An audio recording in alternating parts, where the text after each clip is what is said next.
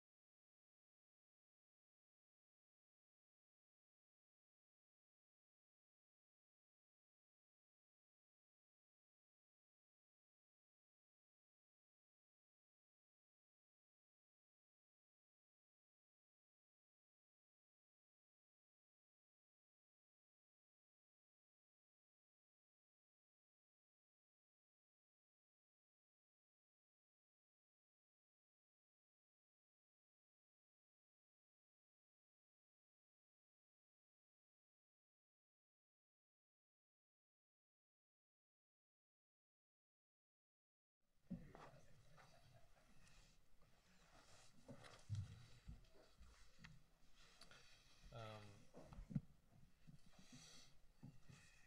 Medium.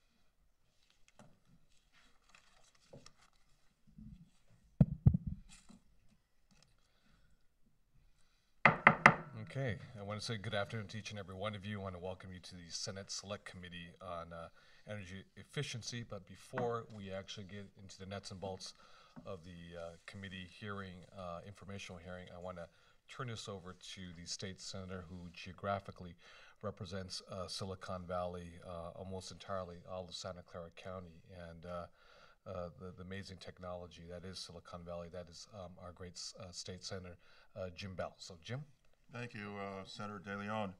I'd like to welcome everybody to our Silicon Valley, and it's really a pleasure to have Senator DeLeon host our event here. Senator DeLeon has been and continues to be a leader in our efforts to implement clean and green energy strategies that reduce emissions to keep our air clean and our communities healthy. And he has been the force behind the Clean Energy Jobs Act, Proposition 39, which allocates $550 million annually to clean energy programs. And this year he introduced legislation we're really excited about to design to get 1 million electric cars, trucks, and buses on the state roads within the next 10 years.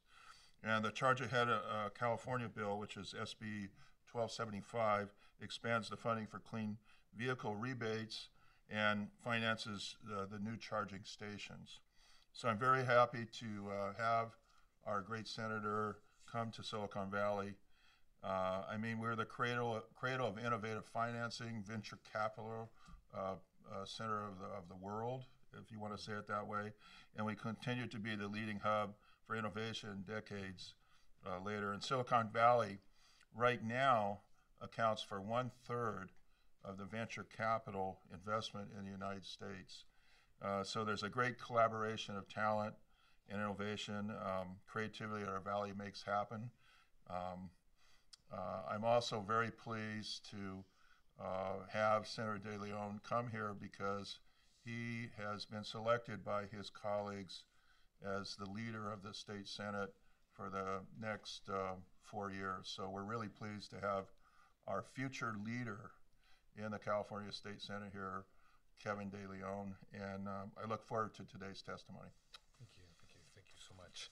Thank you so very much, Senator Bell, and also I want to thank you very much for co-sponsoring today's hearing. You've always been a very strong champion and an amazing ally when it comes to advancing towards a low-carbon, clean energy economy, not just in the Silicon Valley region, but throughout the state of California. And also as the chair of the Senate Budget Subcommittee on Transportation and the Environment. So that you know, Senator Jim Bell is also leading efforts on the budget related to the investments of cap and trade auction revenues this spring. So I want to thank you very much for your very kind and very generous words. I want to thank you very much for welcoming us to Silicon Valley, and then again for co-sponsoring today's hearing here at the Silicon Valley Bank. I want to give a special shout out to the good folks from Silicon Valley Bank for hosting us here today. And I also want to thank the Silicon Valley Leadership group also too for their assistance helping us put this event together. We are here to explore opportunities to more effectively attain our goals toward a low carbon economy.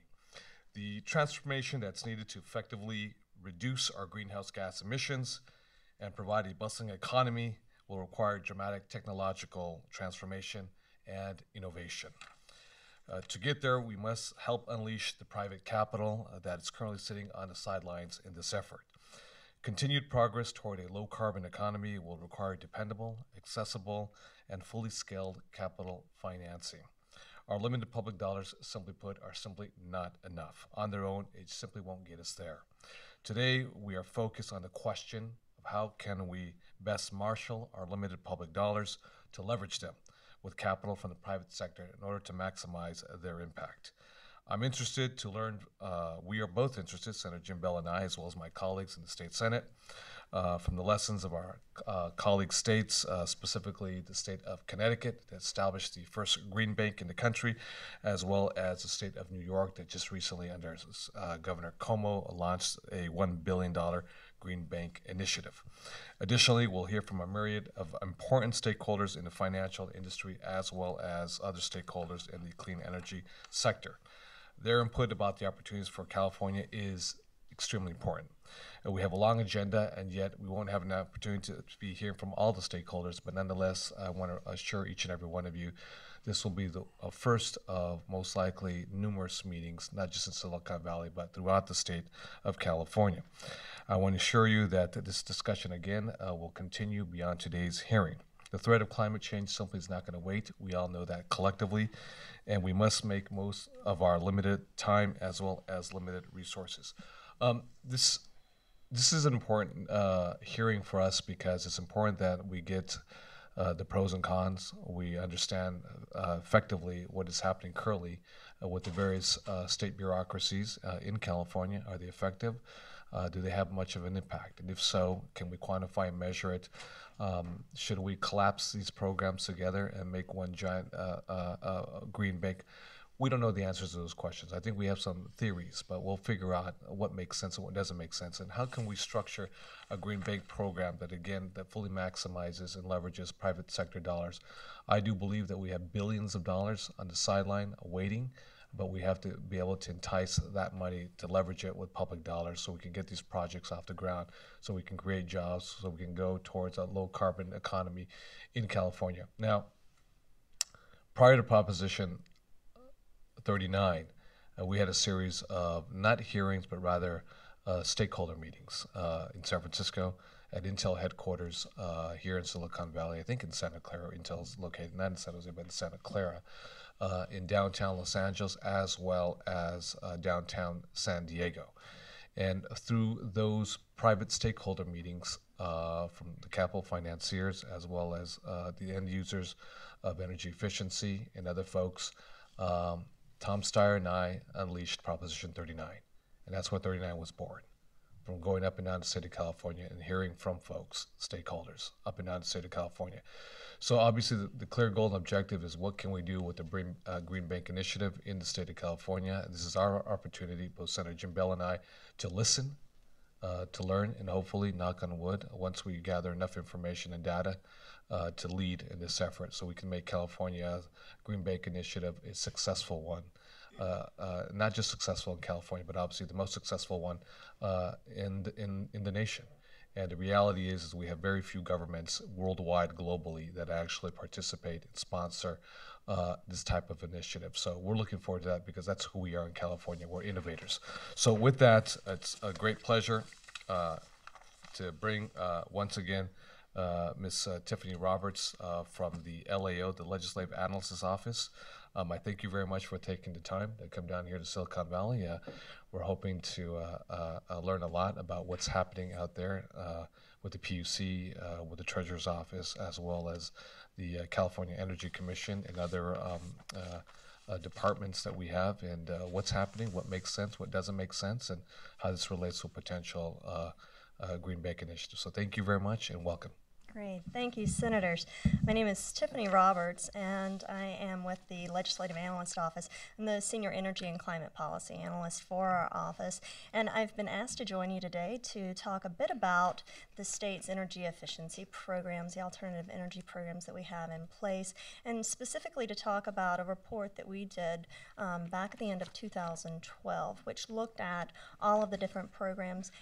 We have some findings and some recommendations as well from that report. So let me start out by just saying that California currently maintains over a dozen major programs that are intended to support the development of energy efficiency and alternative energy.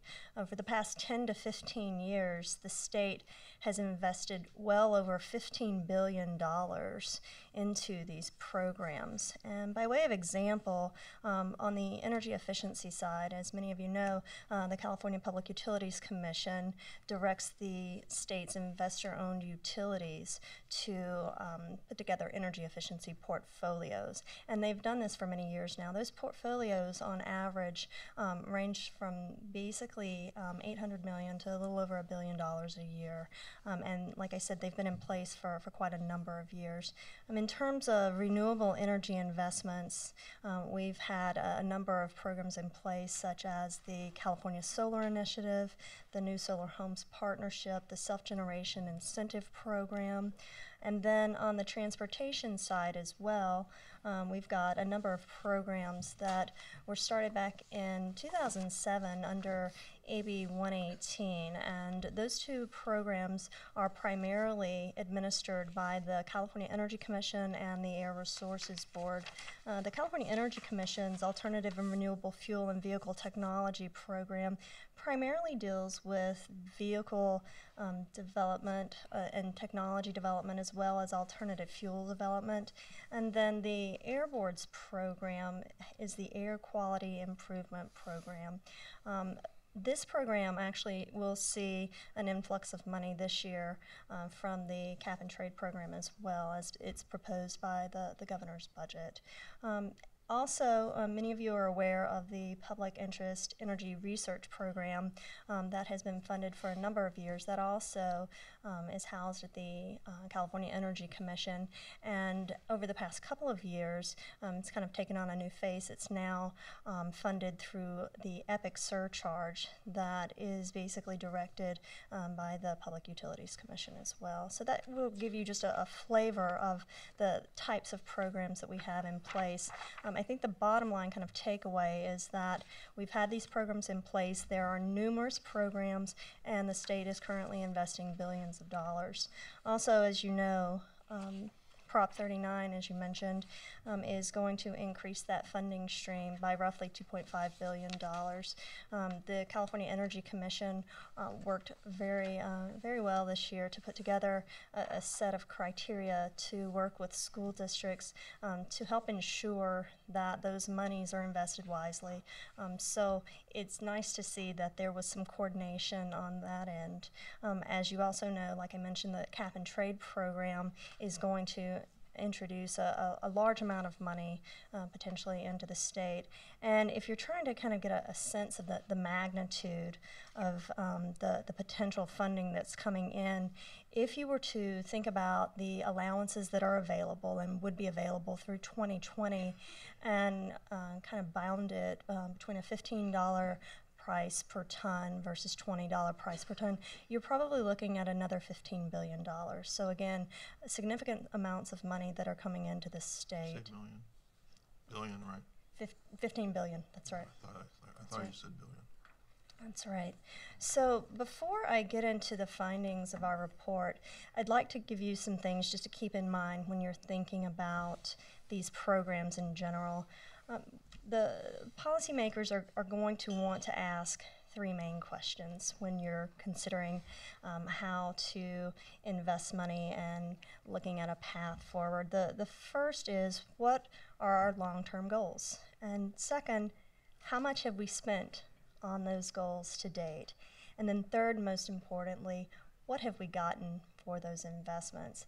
The next step is to then think about how each of these programs and funding streams fit together to achieve those goals. An understanding of how individual programs fit together into a larger strategy is useful in understanding the relative importance of each one of those programs, and it would help ensure that the state is maximizing the benefits of program funding. So moving into our findings, one of the larger problems that we identified is that the state has not methodically assessed all of these programs, and as such, the state doesn't currently have an understanding of the relative cost effectiveness of the programs. So it really is hard for the legislature to ensure that we're expending resources in a way that is going to give us our greatest return on investment. In addition, while many of the state's energy agencies create planning documents, there's really no force of law behind those documents to ensure that we're going to actually achieve those goals, and that they will be able to adhere to the path that those plans have essentially laid out. Overall, we found that the state lacks a comprehensive framework that fully coordinates all these activities to help ensure that the state's goals are being met in a cost-effective manner. So with that, let me turn to the recommendations that we've made. We really do need a much more coordinated approach. One of the things that you can think about if you are looking to create a more coordinated approach is to designate a lead agency who can develop a structure for evaluating the relative cost effectiveness of these programs. That kind of evaluation would include a comparison of programs' marginal costs of achieving the state's energy goals and would help provide program feedback for policymakers. It's particularly important given that the legislature is going to need to figure out how to invest this additional funding coming from cap and trade as well. You also want to make sure that the current programs are in line with the legislature's goals. And so we would recommend that you consider providing very specific direction to the administration about what your goals and desired programmatic outcomes are, potentially considering including some things like marginal cost analysis, and then putting in place some means of reporting back to the legislature as well. And this would really help provide greater transparency, oversight, and ensure a positive path forward. And with that, I will conclude my testimony. I'm happy to take questions. Thank you. Thank you so very much, Ms. Roberts, for your testimony. You're very succinct, so we very much do appreciate it. And if you could be so kind enough to submit your findings also to us, so we can better go in depth with the recommendations as well as the stated problems. As you mentioned, the existing programs. I have a list here, and it seems like to be like maybe perhaps 15 or 20 programs with the California Energy Commission. We have the ECA program, obviously, that legislatively through the budget from Prop 39, we negotiated some loan programs for energy efficiency.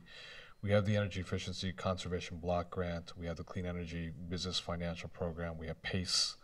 We have the appliance rebates. We have the Municipal and Commercial Building Retrofit Program. We have the Comprehensive Residential Building Retrofit Program. We have Bright Schools. We have the General Services Revolving Loan Fund. And obviously, you mentioned we have the Vehicle Technology Program through AB 118. Through GoBiz, which is, I believe, if I'm correct, a creation from Governor Jerry Brown. We have the Infrastructure State Revolving Loan Fund. And from the PUC, assumption from ratepayer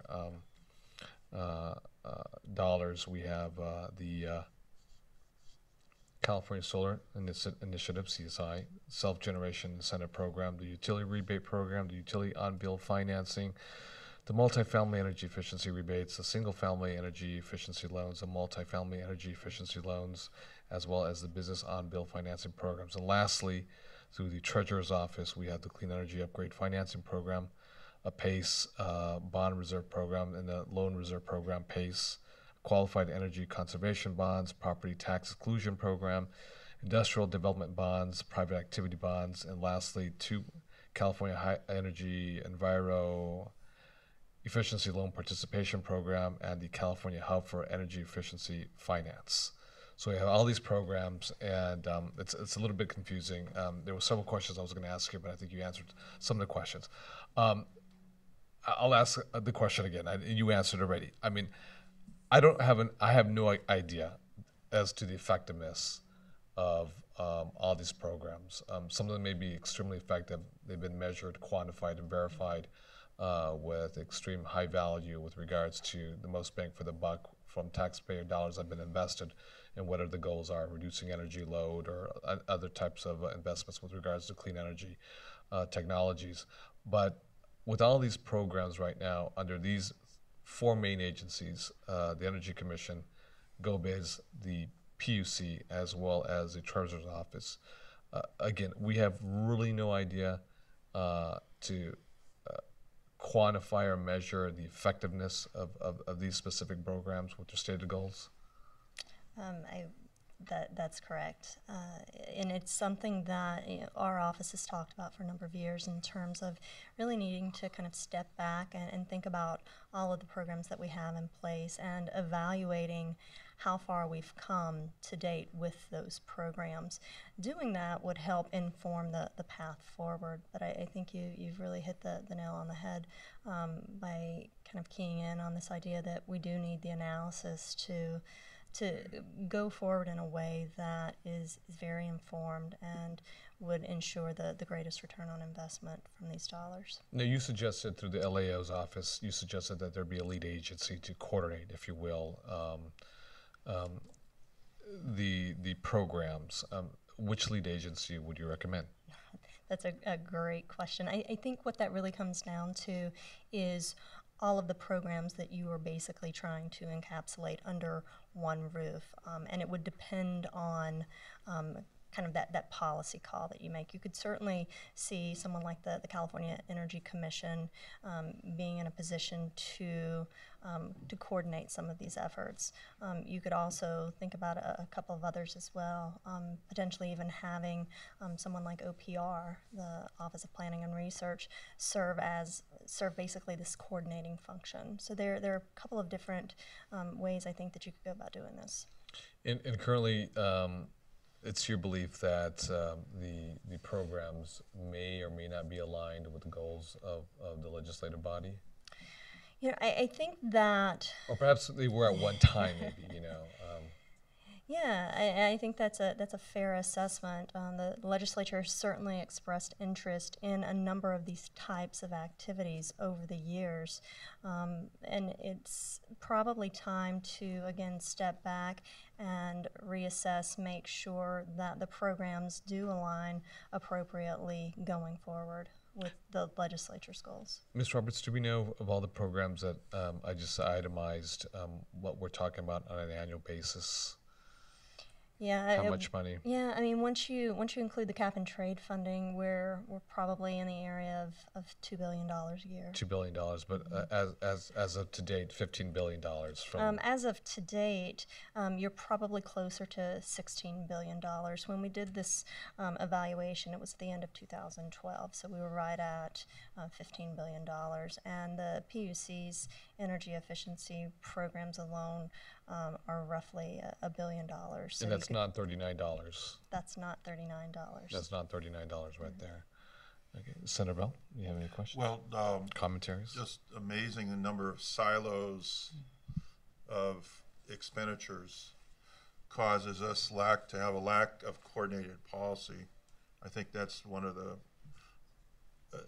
is that a true statement that we have so many different silos, it's hard to pull it all together and develop what the state is actually trying to do, because we have all these programs with different goals, means, investments. Yeah, we certainly have programs spread out amongst several different departments. It's not impossible to envision a process that we put in place that would provide greater coordination, greater evaluation of the effectiveness of these programs, and would provide a path forward as well. Like I said in my testimony, the state puts together plans, but really the plans lack a force of law to ensure that we are actually going to meet those goals, and a means of verifying that we are going to meet those goals or have met those goals. And then the other question I would have is that the goals of these organizations is I'd be kind of curious as to whether or not the goals are connected with the biggest source of funding for the companies that have been created right here, and that's the venture capital system and the individual private investment, and, you know, making decisions as a risk to invest, and you know, the other decision is to invest in California, which is, I think, I would describe it as a public purpose. When you put the word risk in government spending, people shy away. They think of Solyndra and all the other kinds of things that could happen with investment. But at the same time, that's what the word venture means in a lot of ways. Nothing ventured, nothing gained. So doing programs to create jobs, what is the proper role of the state in creating venture investments? That's a great question, probably a philosophical question that we could talk hours about. But I would say this. I think if you're trying to think about ways to leverage public sector dollars with the private sector dollars. Certainly having a coordinated evaluation in place that provides a greater sense of what that return on investment is going to be is a step in the right direction. So if I'm a company and I say I want to invest in some clean green technology and I got some venture capital investors, but I also need help from the state green bank that we're hopefully going to create, would there be a need for somebody to kind of help me package from all these different funds some kind of package that's appropriate for the investment decisions that I need to make on and my investors need to make as to whether or not I'm going to invest not only in this company but also invest in creating jobs to help the economy in California. Mm-hmm.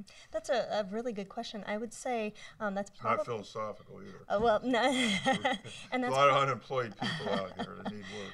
That's probably a really good question to ask some of the panelists that are going to be up after me, and I myself would be interested in hearing the answer to that. Yeah. Okay. One last question, Ms. Robertson. I apologize, and I failed to state earlier, and to the rest of the audience that you are the Senior Fiscal and Policy Analyst at the LAO, and I just want to make sure I gave your title. Just respect you. None. A lot of venture capital muckety-mucks here, and CEOs and folks like that with all these sexy titles. I want to make sure I give you the respect with your Senior Fiscal Policy Analyst at the LAOs, but you have done really great work, and I know you were very helpful with regards to negotiations vis-a-vis the governor during Prop $39. Is it safe to say, if I'm off base, please, if it's your perspective, you please let me know. So you educate me as well as my colleague Jim Bell, that we have these programs, and they're well-intentioned programs. I'm not sure if they have clear goals and objectives that are measurable and verifiable and quantifiable. In other words, are the taxpayers getting the most bang for the buck as opposed to money out, and it's just money out. We don't know, in fact, if goals were achieved, if they've been verified, if they've been measured. And the one thing that I found very fascinating during the negotiations during the budget, the $2.5 billion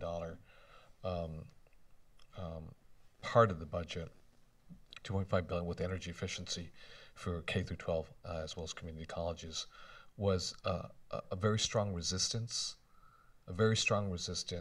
to not measuring or verifying, quantifying actually stated goals, or perhaps even a strong resistance to stating publicly what the goal is, in a clear, measurable fashion. Is this pervasive throughout the various departments? Is it a systematically cultural issue? Or just give us your thoughts with that, because it was a lesson for me during the negotiations. Quite luckily, I think we prevailed. We wanted to make sure, because my goal, and I had many consultations and late night conversations with Tom Steyer, was that the $2.5 billion, for example, with Prop 39 is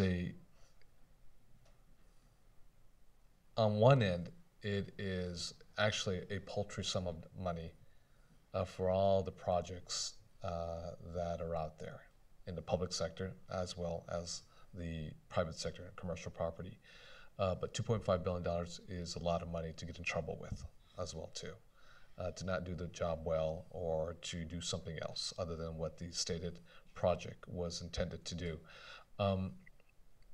So obviously we made it very clear that if we're going to take $2.5 billion, taxpayer dollars, invested in energy efficiency, K through 12 community colleges, that we wanted to measure, we wanted to verify what the energy load was now, by benchmarking and verifying what it is tomorrow, hopefully, knock on wood, with the retrofits and the upgrades being done in a proper fashion, and everyone being trained. So it's a cultural issue too, not just HVAC and window fenestration and lighting systems, etc. But staff was trained to know how to deal with the new technologies. So in fact, you could achieve your stated goals by reducing the energy load, and thereby the intended goal is with K through 12 schools at least, is that those captured savings you'd reinvest it back into the classroom and be able to tell a story to the electorate that this was your school's energy load, this is what it is today, and because of this differential savings, we've taken those dollars, precious dollars, reinvested it back into the classroom, hopefully to further educational opportunities for your child and other children. So that in itself was quite interesting and fascinating. There was a strong resistance to that, which I believe, as well as Tom Steyer and a lot of my colleagues, Jim Bell and others, strongly believed in the Senate that you'd have to have measurements and verifications, because you have to clearly demonstrate to the electorate that we took this money and we actually achieved X, Y, Z goals. And they would say, hopefully they'll say in the future, job well done. This is very important. We'll be supportive of other initiatives similar to that, whether it's a ballot initiative or whether it's a piece of policy, legislation, to the legislative process. Do you find that it's a cultural issue in the state capitol, resistance to measurements, to verifications, to quantify our stated goals? I think kind of reflecting back on the process and the negotiations during And discussions. take your microphone a little closer to right there, yeah. Reflecting back on the discussions and negotiations around the process for Prop 39. And be mindful of one thing. I just want to say, I don't think there was some nefarious, dark, reason out there. I don't know if it was just plain laziness. To be honest with you. Well, I think there's a natural tension between kind of the policy trade-offs of getting dollars out the door quickly versus, quite frankly, having to do a pretty good deal of work to do this evaluation to ensure that you're investing dollars wisely. So it's just a natural tension, I think.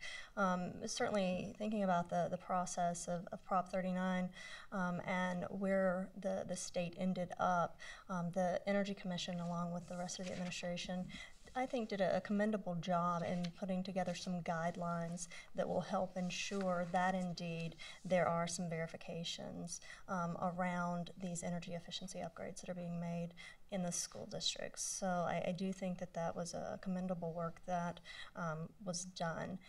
Again, like I said, though, I think it's not nefarious at all. I think it's just this natural tension of wanting to get dollars out the door as quickly as possible versus putting the hard work in to evaluate and ensure that you're getting the greatest return on investment. I think if you're weighing those, though, on balance, it's worth the time and effort to ensure that the state is indeed getting the biggest bang for the buck as far as investing these dollars. And lastly, let me ask, you suggested one of the recommendations is to have a lead agency.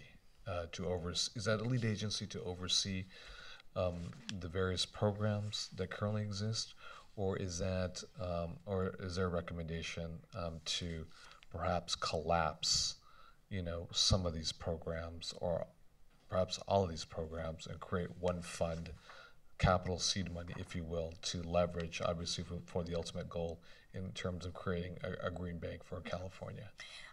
That's a great question. On the second part of it, it's something we'd be happy to work with your office to do some analysis on to kind of see how that might roll out, what that might look like.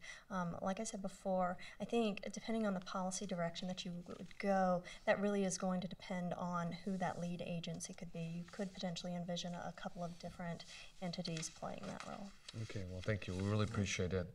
Mr. Bell, Senator Bell, Well, you have any just other? on that question, I guess I'm the nitty-gritty guy because I chair the budget subcommittee that deals with all the environmental agencies, the natural resources agencies, the energy agencies, and the transportation agencies. So we have like 7 or 8 hearings we're expected to have between now and May. And part of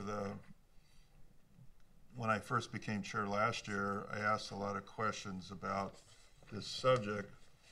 And I know that a lot of the departments expect the hammer to come down this year in the hearing, Mr. Chairman.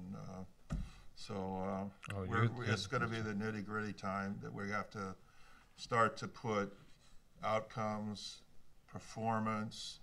All the departments are going to have to start to show where they're spending the money and why, and what outcomes they're going to get. So, it's going to take a lot of years and a lot of work. It's a tough job. It's nitty-gritty kind of work, but that's kind of the intention of what we have to do this coming year with the government bureaucracies. And I like to say sometimes the biggest barrier to something like a green bank seems to be all the siloed agencies that don't talk or think like each other, or don't talk to each other, or don't even know who each other are.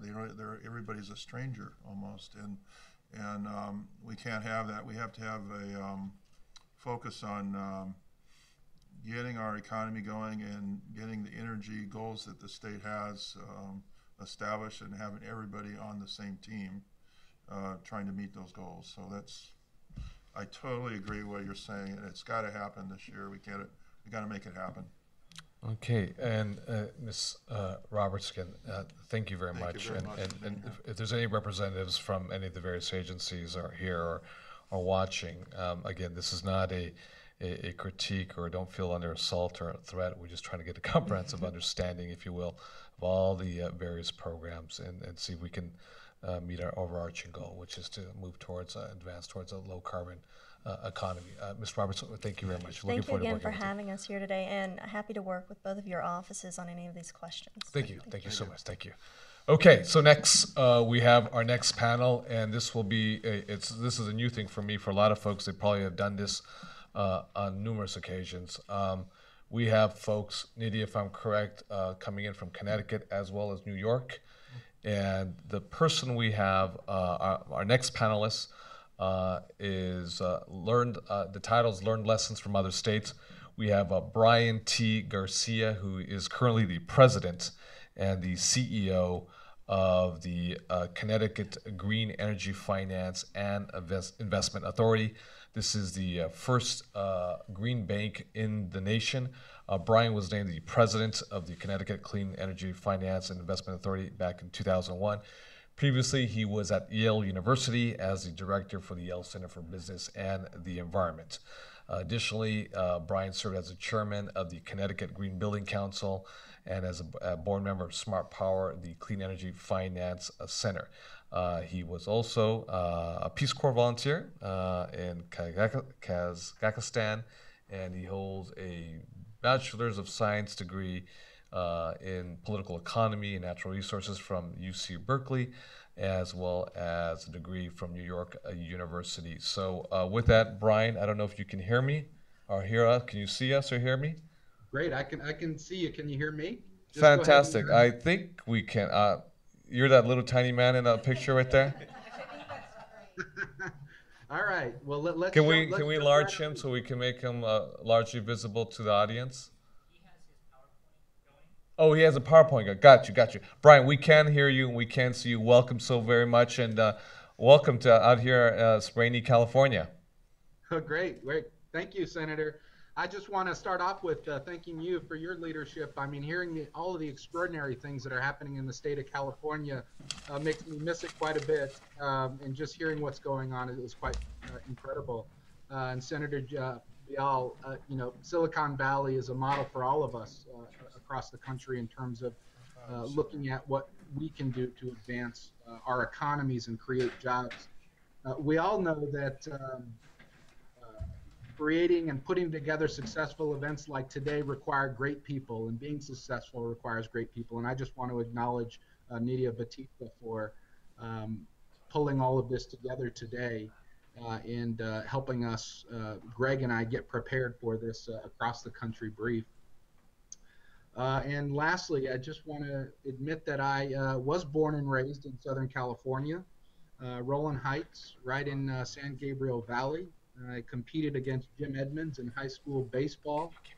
Competed against the Giambi brothers when they played baseball at Long Beach State. So have a long history before I departed off to the Peace Corps in Kazakhstan. So just wanted to let you all know that. So we all have our big issues, our macro issues that we face when we think about energy. In the state of Connecticut, it's not something that we take great pride in, but we do have the highest electricity costs in the lower 48 states. We have quite an old building stock. If you were to look back, a lot of our building stocks predates the oil crisis. So a lot of efficiency that we can deal with there. More recently, we've been impacted quite a bit by reliability as a result of 5 major storms, putting people out of power for weeks on end. And I can tell you being without power for that amount of time causes people to behave in various ways that we don't want them to.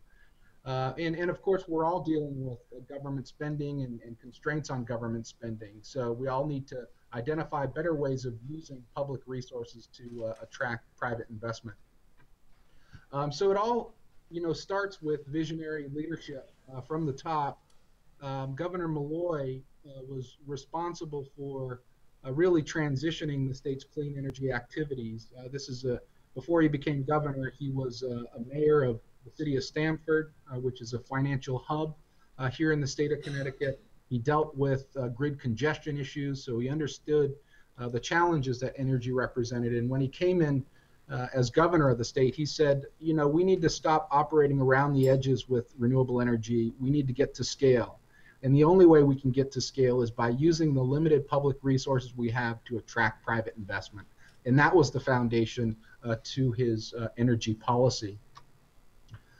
So, we've been hearing a lot, or I've been hearing a lot based on the discussion earlier with Tiffany, that, it's important that you have a comprehensive energy policy. So back in 2011, the state of Connecticut passed one of its seminal pieces of clean energy policy. A big part of that policy was the consolidation of the environmental protection in the Public Utility Commission agencies. So it was a very big activity to try to get agencies to coordinate across the issues of energy and environmental protection. Within that act were several things that really set a path for how agencies are going to work towards achieving energy objectives of the state. The Comprehensive Energy Strategy is a policy document that this agency has to complete, and it really defines what the state is doing in terms of electricity, heating, cooling, and transportation over a long-term time horizon. So we're talking about through 2050. The Integrated Resources Plan, I'm sure California has that. And as a part of this policy was essentially a repurposing of an existing system benefit fund into Connecticut's Green Bank, the Clean Energy Finance and Investment Authority. And we'll jump into our role in a second.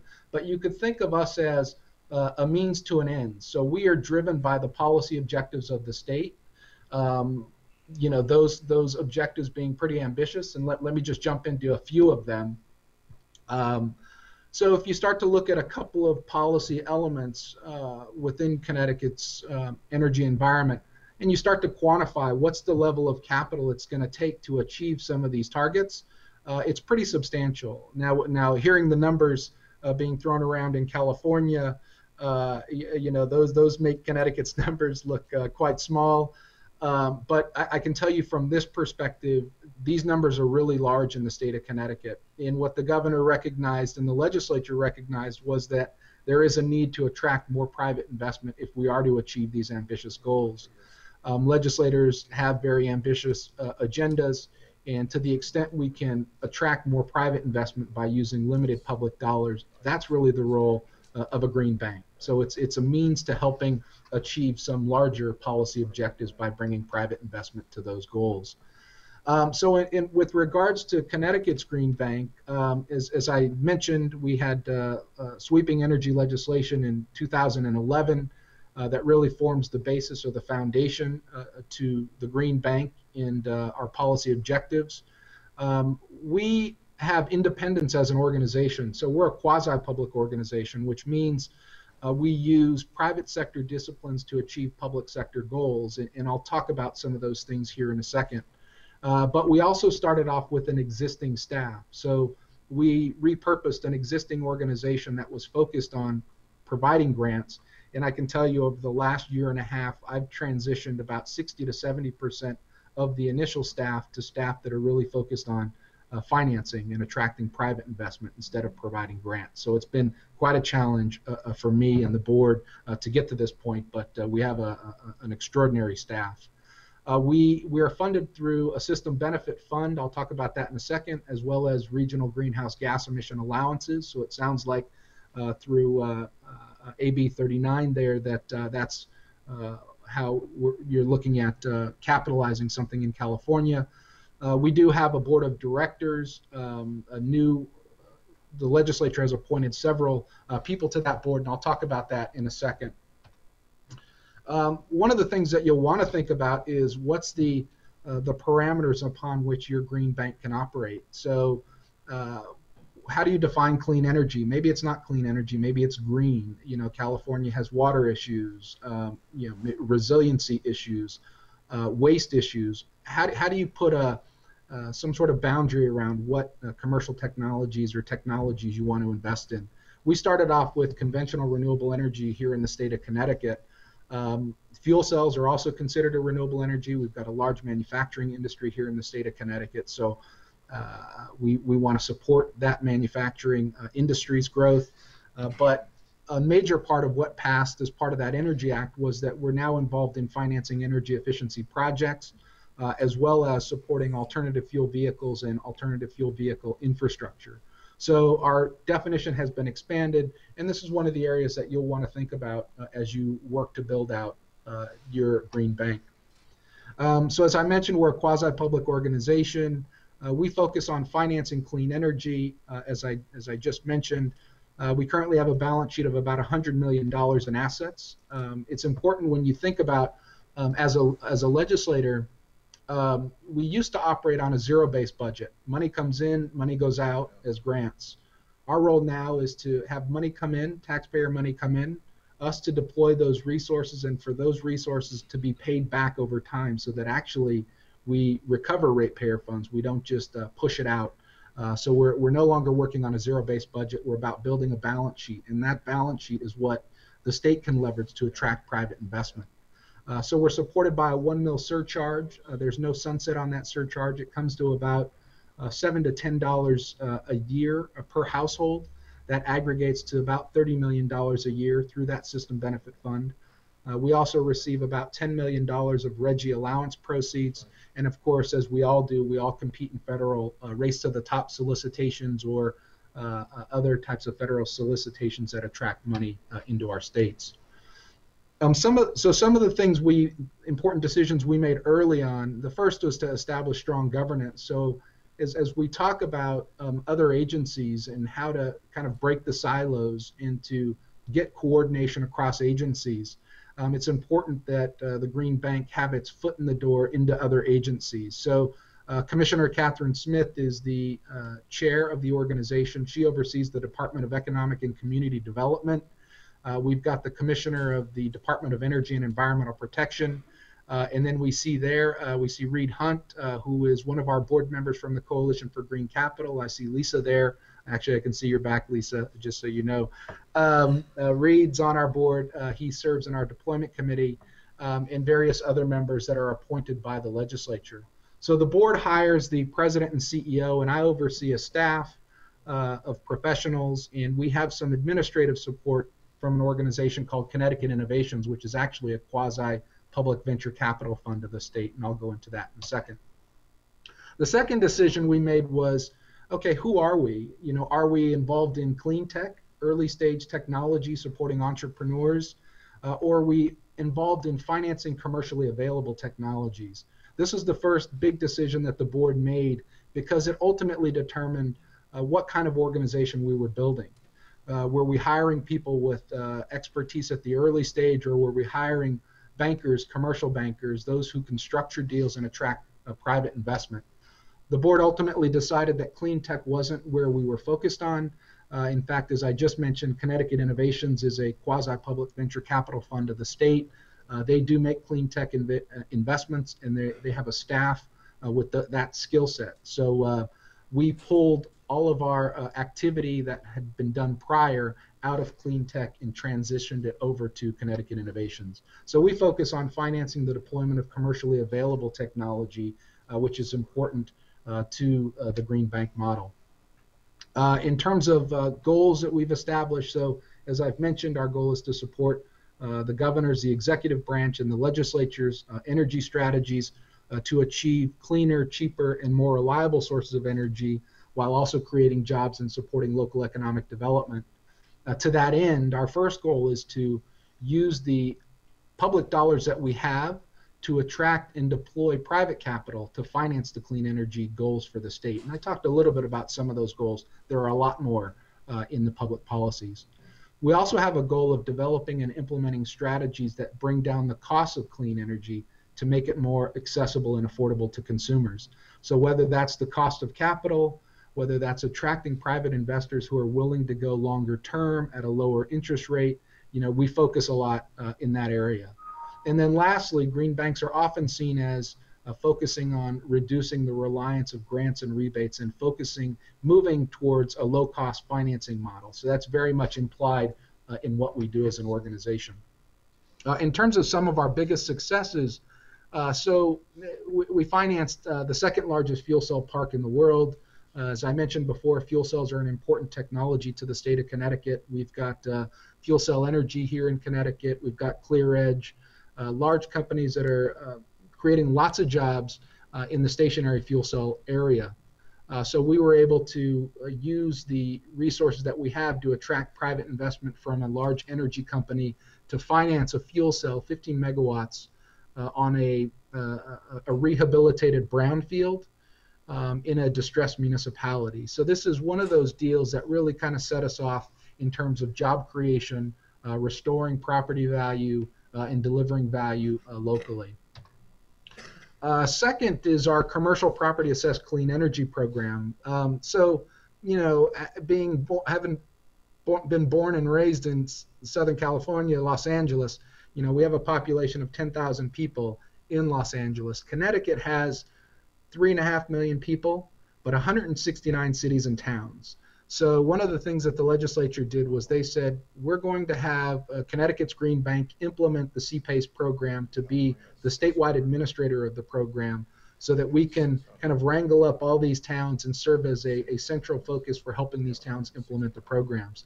So we've managed to bring on board over a course of 1 year, 75 towns that represent about 80% of the commercial and industrial property space. So now commercial and industrial businesses have access to low-cost, long-term financing through CPACE as a vehicle. And we're starting to see our volume pick up quite a bit on energy efficiency and renewable energy. And we're starting to see integration of the two as well, which is great.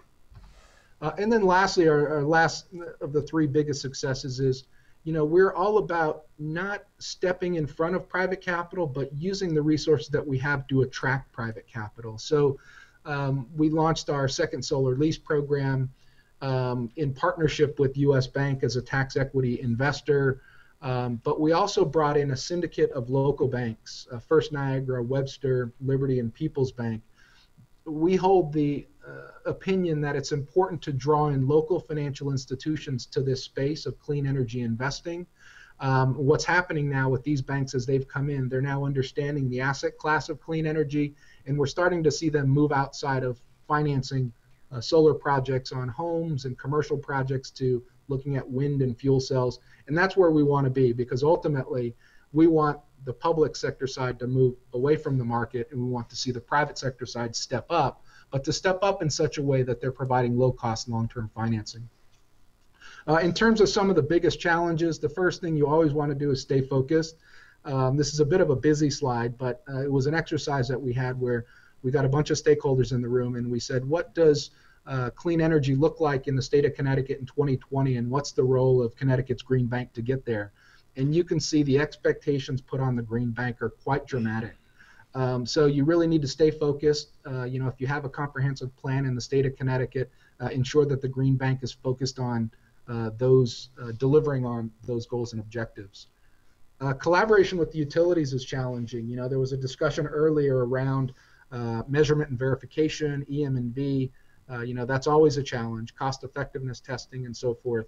One of our challenges, and one of the big things that I have on my to-do list this year, is to do a better job of working with the utilities. They do manage incentive programs, and to the extent we can do a better job coordinating financing with incentives, we could then start to optimize the level of incentives, with the goal of lowering those subsidies and moving in lower cost long-term capital.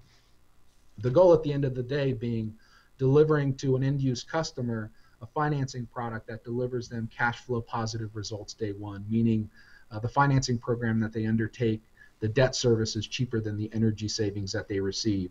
And the energy savings is important because this drives us back to EM&V. Lastly, our biggest challenge is, we can all get very creative in attracting private investment using our limited public funds, but we also need to do a better job of being more innovative with regards to customer acquisition.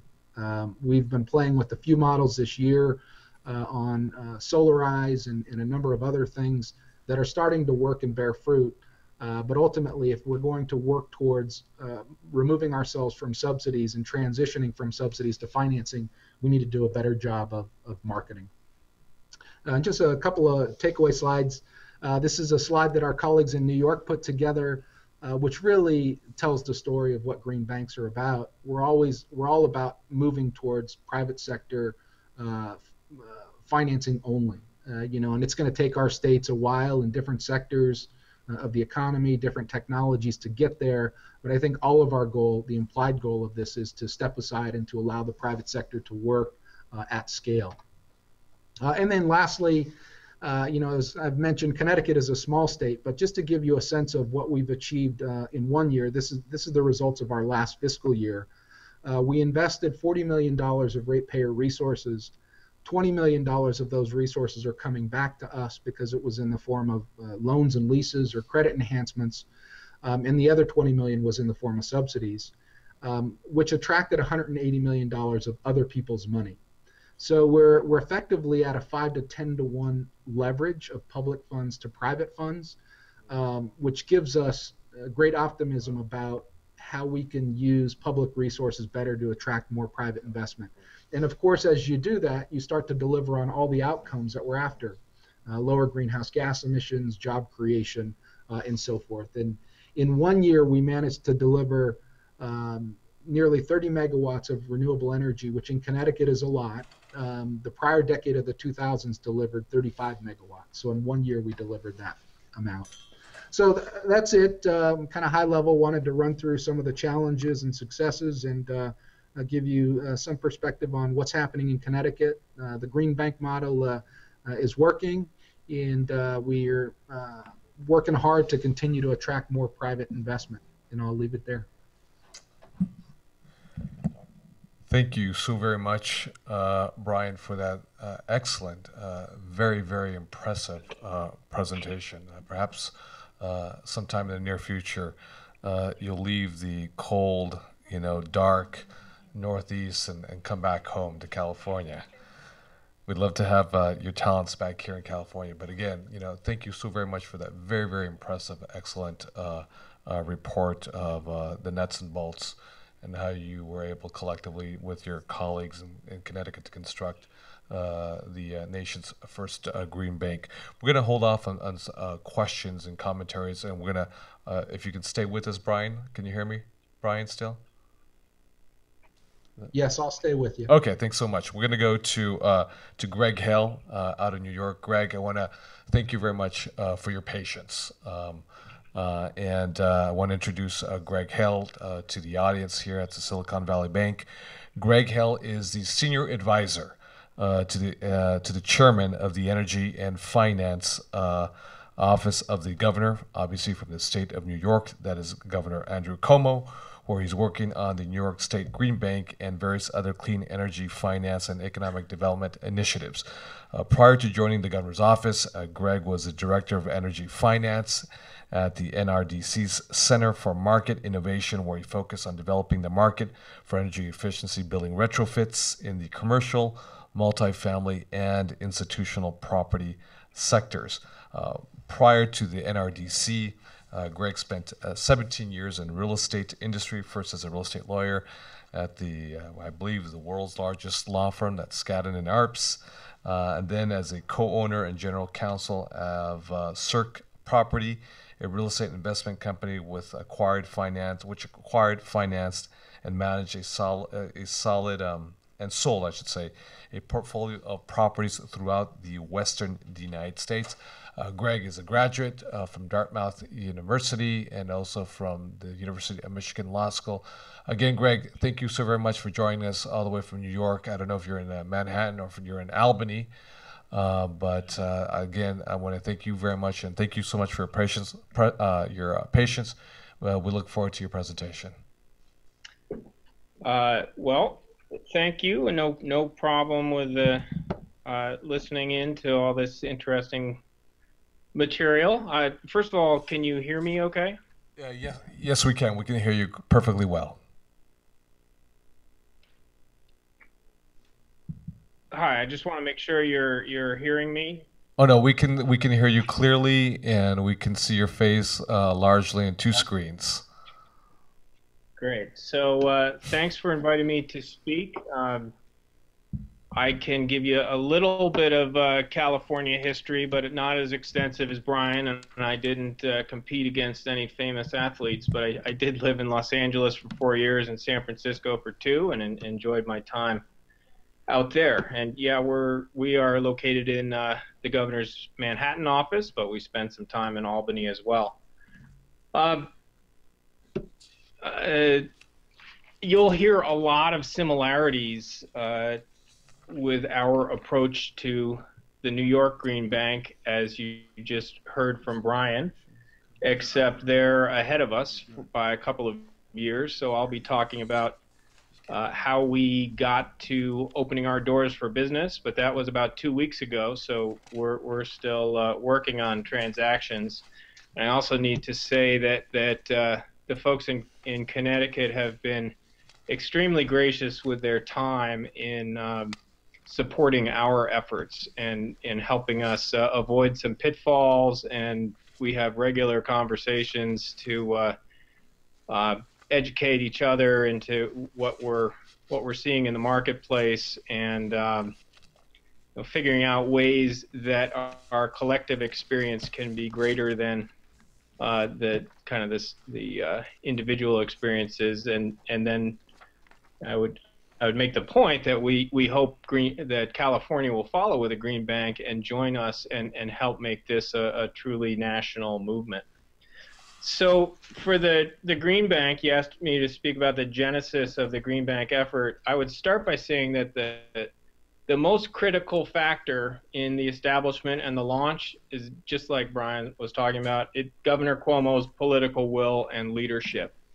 So a little more than a year ago, in the 2013 State of the State address, Governor Cuomo announced a major new initiative of $1 billion green bank that we were going to work on establishing here in New York.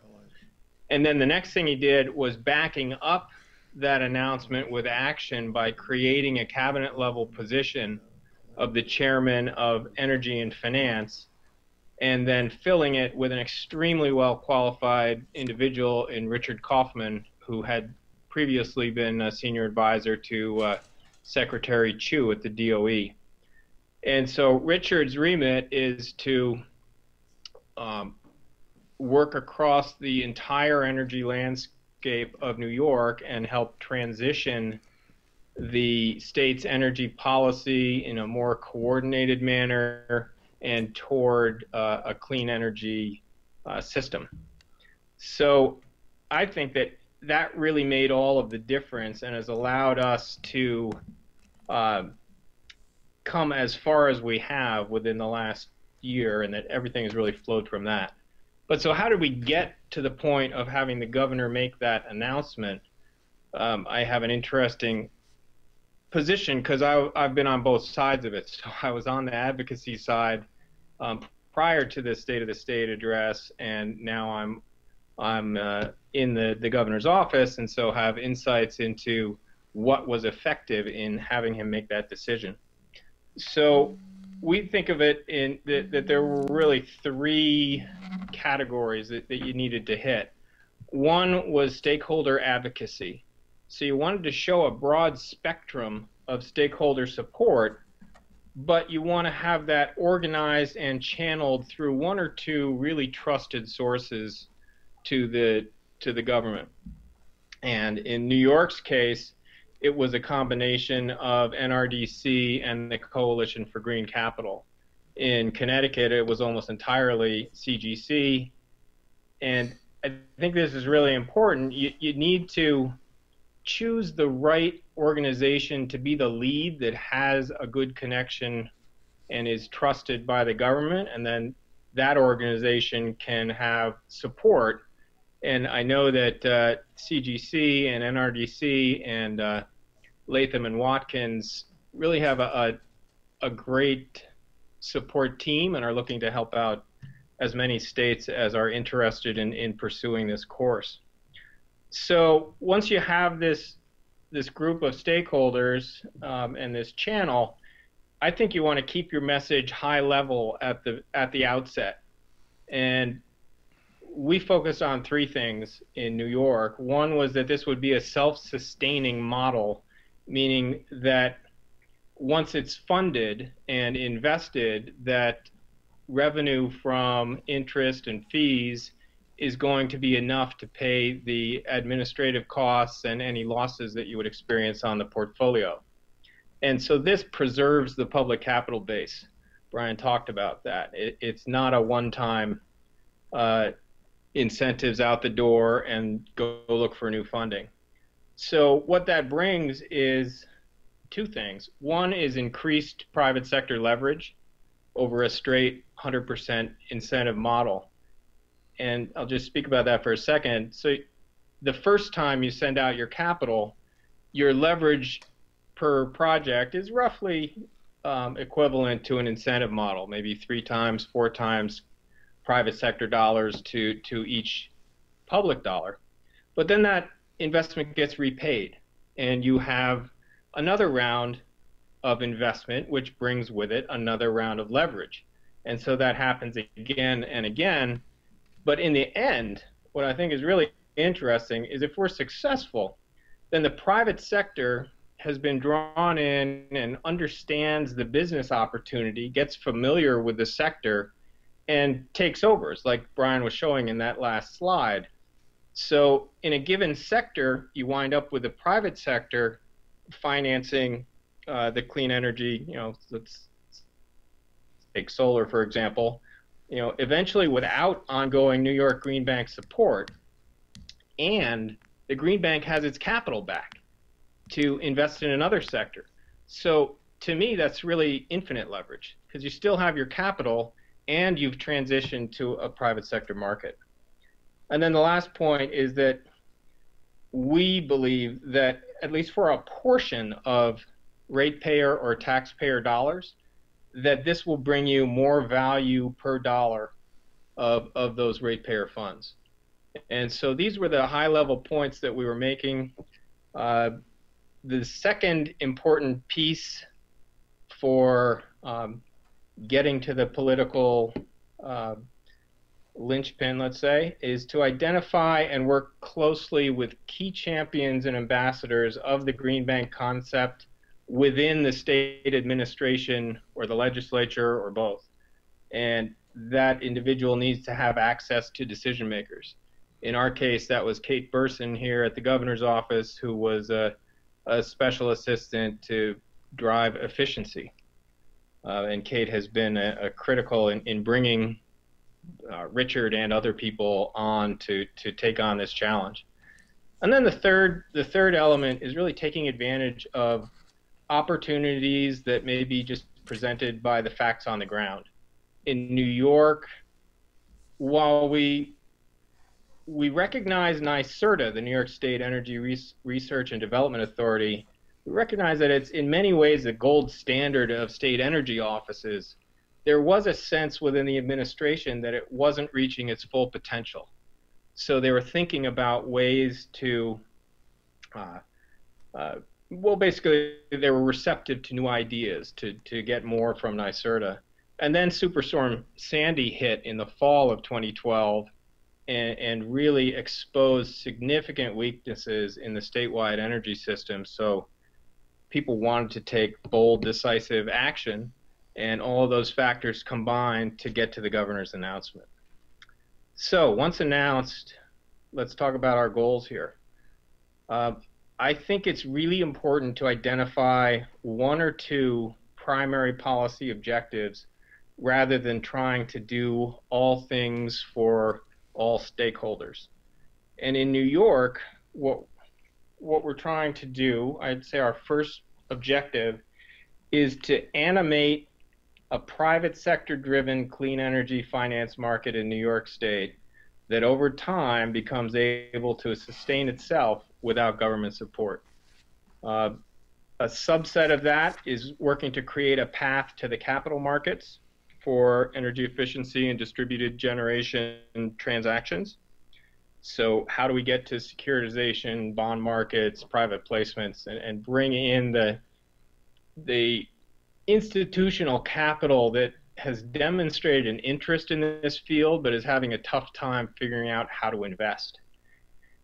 And I think it's one thing that's important to us here is the scale of the Green Bank announcement. So creating this path toward $1 billion organization can generate interest from commercial and investment banks who like to see large size transactions. Of course, we're also working with regional and community banks, but you want to be able to get the attention of everybody. So if we're successful, we believe we will reduce the cost of capital for clean energy projects, but we're going to do this through facilitating a smoothly functioning private sector market rather than providing subsidized financing. So we're not out offering low or zero interest loans directly to transactions. And basically the reason we can do that is because we have other organizations within the state who can play the incentive role, and I'll get to that in a minute.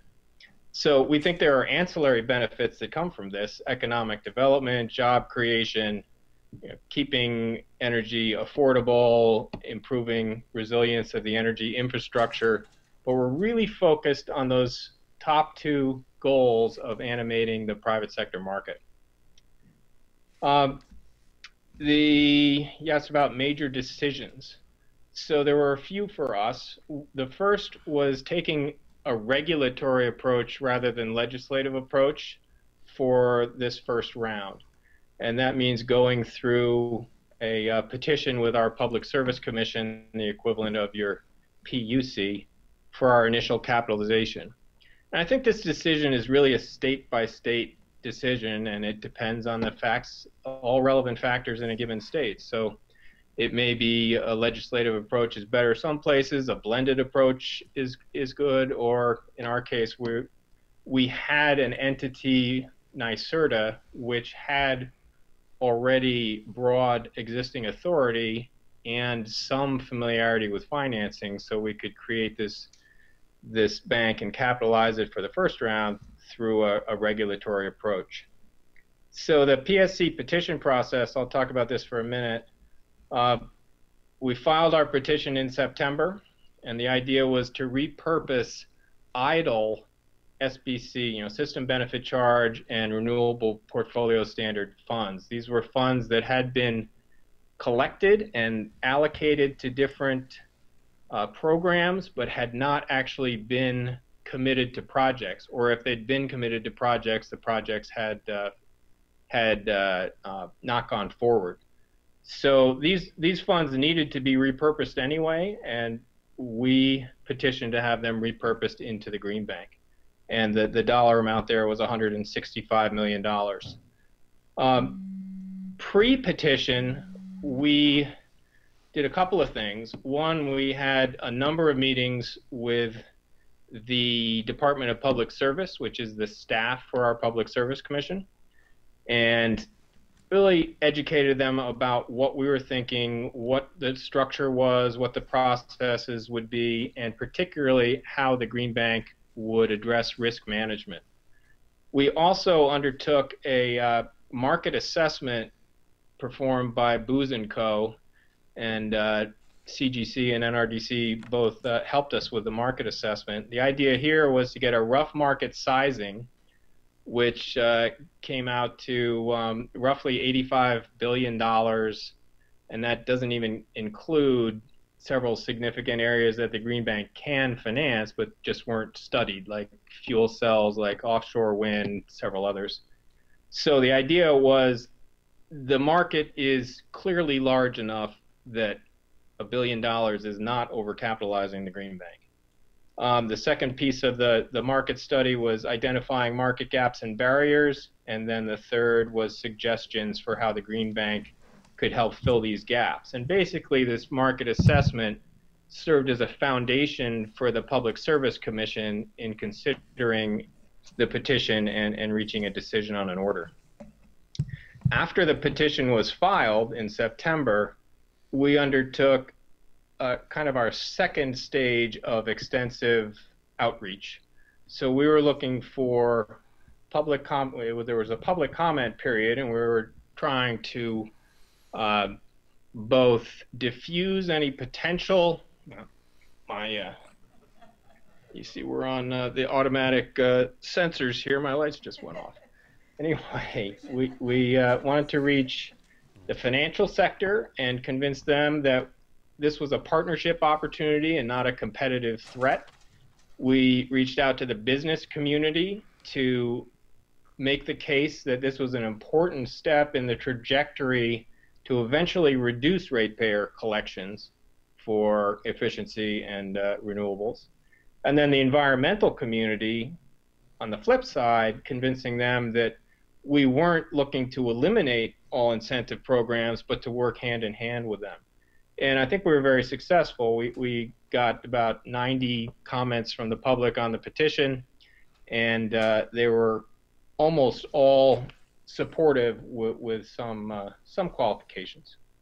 So a second major decision was where to put the organization, and in our case, we placed it within NYSERDA. So we did that versus attempting to establish a standalone entity. And the reasons for that was NYSERDA already had the broad existing authority to operate financing programs. Greg, what does NYSERDA mean? It was a trusted entity with a track record of administering billions of dollars of ratepayer funds, and it also had well-established system of internal controls. It raised some issues as well, and I'll talk about a few of those and the challenges in a second. Third decision was that we would operate on a wholesale level rather than a retail level. So we're not offering loans directly to projects, but always in partnership with private sector capital. And so this is convincing and showing the financial sector that we're looking to partner with them rather than crowd them out. So we will be operating and looking to de-risk transactions through credit enhancement like loan loss reserves, subordinated debt investments, aggregation, warehousing of smaller sized transactions to get to a scale where there's a capital market interest. Another major decision was similar to Brian's, although I don't have the good slide with the red X, but deployment versus development. So we're in the business of scaling commercially proven technology, not developing new technologies. But one of the main reasons for that is we have the existing NYSERDA, which has an R&D program that serves that needs of taking ideas from the lab to the marketplace. Greg, if you can hear me, let me ask you a couple questions, and let me ask the question of both you as well as Brian in neighboring Connecticut. So you just stated that you didn't go through the genesis. Obviously, was through the executive branch, your governor, Governor Cuomo, but you didn't go through. You didn't have a legislative approach, but rather through a regulatory approach with your equivalent of the California PUC out in the state of New York. Brian, did you have a similar experience in Connecticut? Was yours through a regulatory process like Greg's in New York, or was yours through the legislative process? No, ours was different. Ours was through a legislative process. So through this major energy bill, we will fundamentally restructured and created. So very different models in terms of getting the organizations up, but very similar end result. Just a different pathway to get there. And could you share, and I think Greg highlighted a couple of examples of how you integrated programs that were already currently in existence in the state of New York. Did you, in Connecticut, and Greg, feel free to expound a little more with regards to New York, did you integrate the current programs into the bank itself, or did they stay as put? Was there resistance, from stakeholders externally as well as internally? And if you could share some of those experiences, both Connecticut as well as New York's, we'd appreciate that. Obviously, the background is in California. Obviously, we counted 15 to 20, programs right now. Each program with their stakeholders as well as the gatekeepers internally within government. And our end goal is to, I guess we have to figure out what our end goal is, which we have yet to figure that out in California. But if you could share your experiences with us, we'd appreciate that. Well, I can tell you about New York. We are really integrating into existing. The Green Bank is a separate division of NYSERDA, but we think there Greg, is NYSERDA is really an important acronym synergy that will run both directions. I guess that's a definition of synergy. Is it New York something? So that the core programs will make the Green Bank stronger and will work in concert with existing incentives, and the Green Bank will add some market intelligence to NYSERDA's core programs and help them be more effective. So was there resistance? Yeah, there was resistance. It was a challenge. We're bringing an entirely new, large and heavily publicized division into an organization that had been existing and doing business in a certain way for 30 years.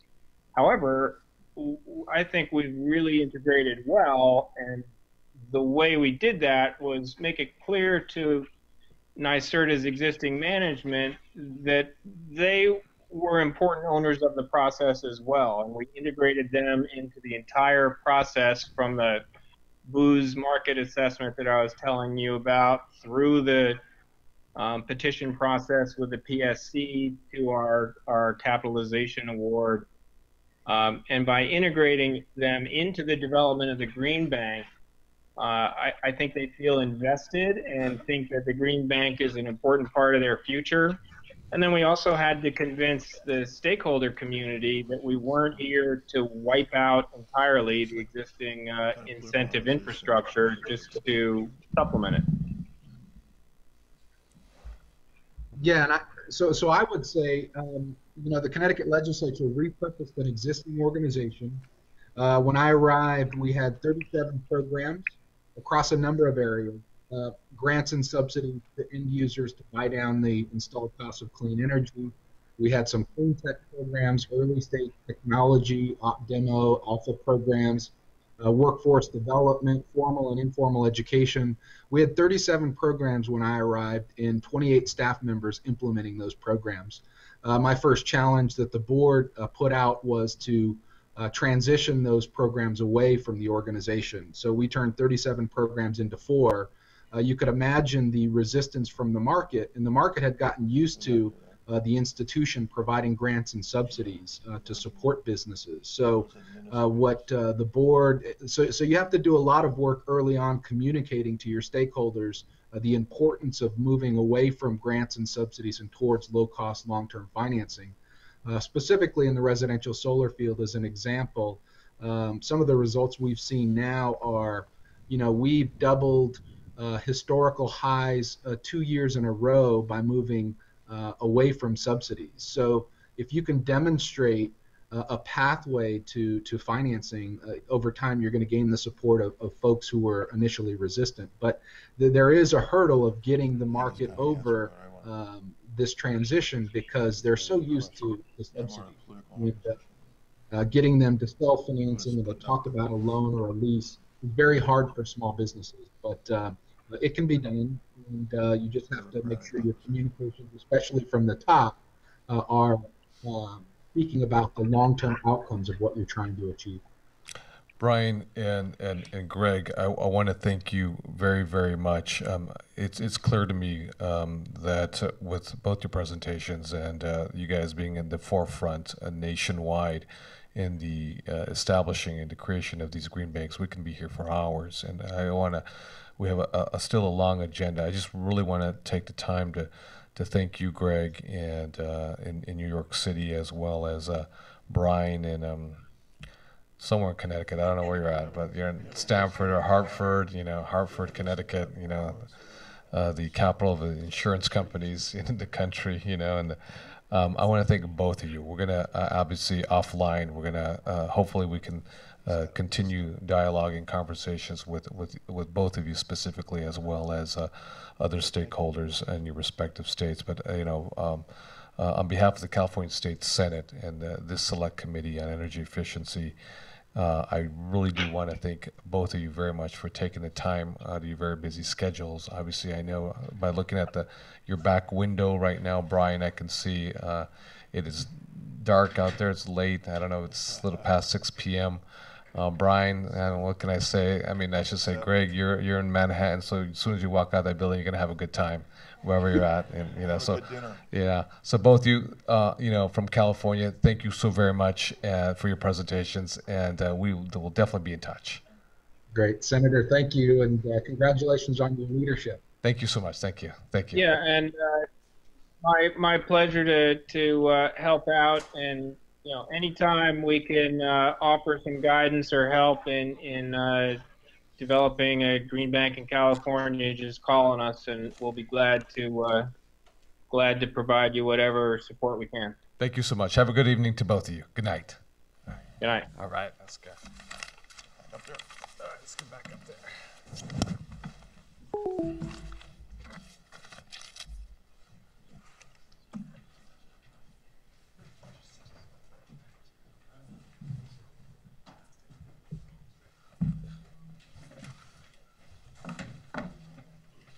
Alrighty, we're gonna get back on schedule. We're somewhat behind. We're gonna see if we can catch up. It is my pleasure to bring our next panelists, a group of panelists with us today. This panel is the clean energy finance experts, and with us today is Dan Scripps, who's the Vice President of Capital Innovation of the Advanced Energy Economy, organization I know very, very well, based in San Francisco. Lisa Sundin, Chief of Staff for Coalition for Green Capital. Brad Copperthorne, the Director of Clean Energy and Financing Solutions, the Environmental Defense Fund. Tim McRae, Energy Director, Silicon Valley Leadership Group. And lastly, we have Dan Adler, the Managing Director of the California Clean Energy Fund.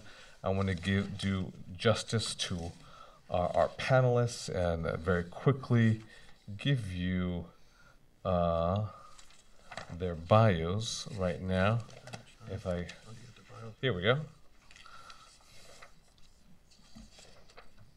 With us again is Dan Scripps, who's a Senior Advisor at Energy Finance for the Advanced Energy Economy.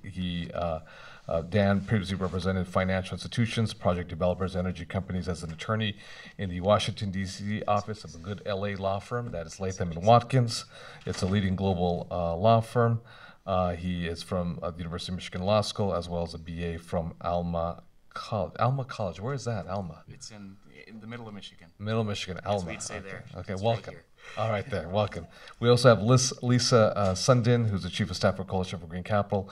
She has worked for Coalition for Green Capital for over a year as the Chief of Staff, where she works on green bank research, fundraising, and coordination. At the Coalition, she has also worked closely with rooftop solar PV photovoltaic green bank model, developed in collaboration with the Brattle Group and CEFIA, and assists with green bank project coordination. She's native of Washington, D.C., and graduated cum laude from Colorado College with a BA in International Political Economy.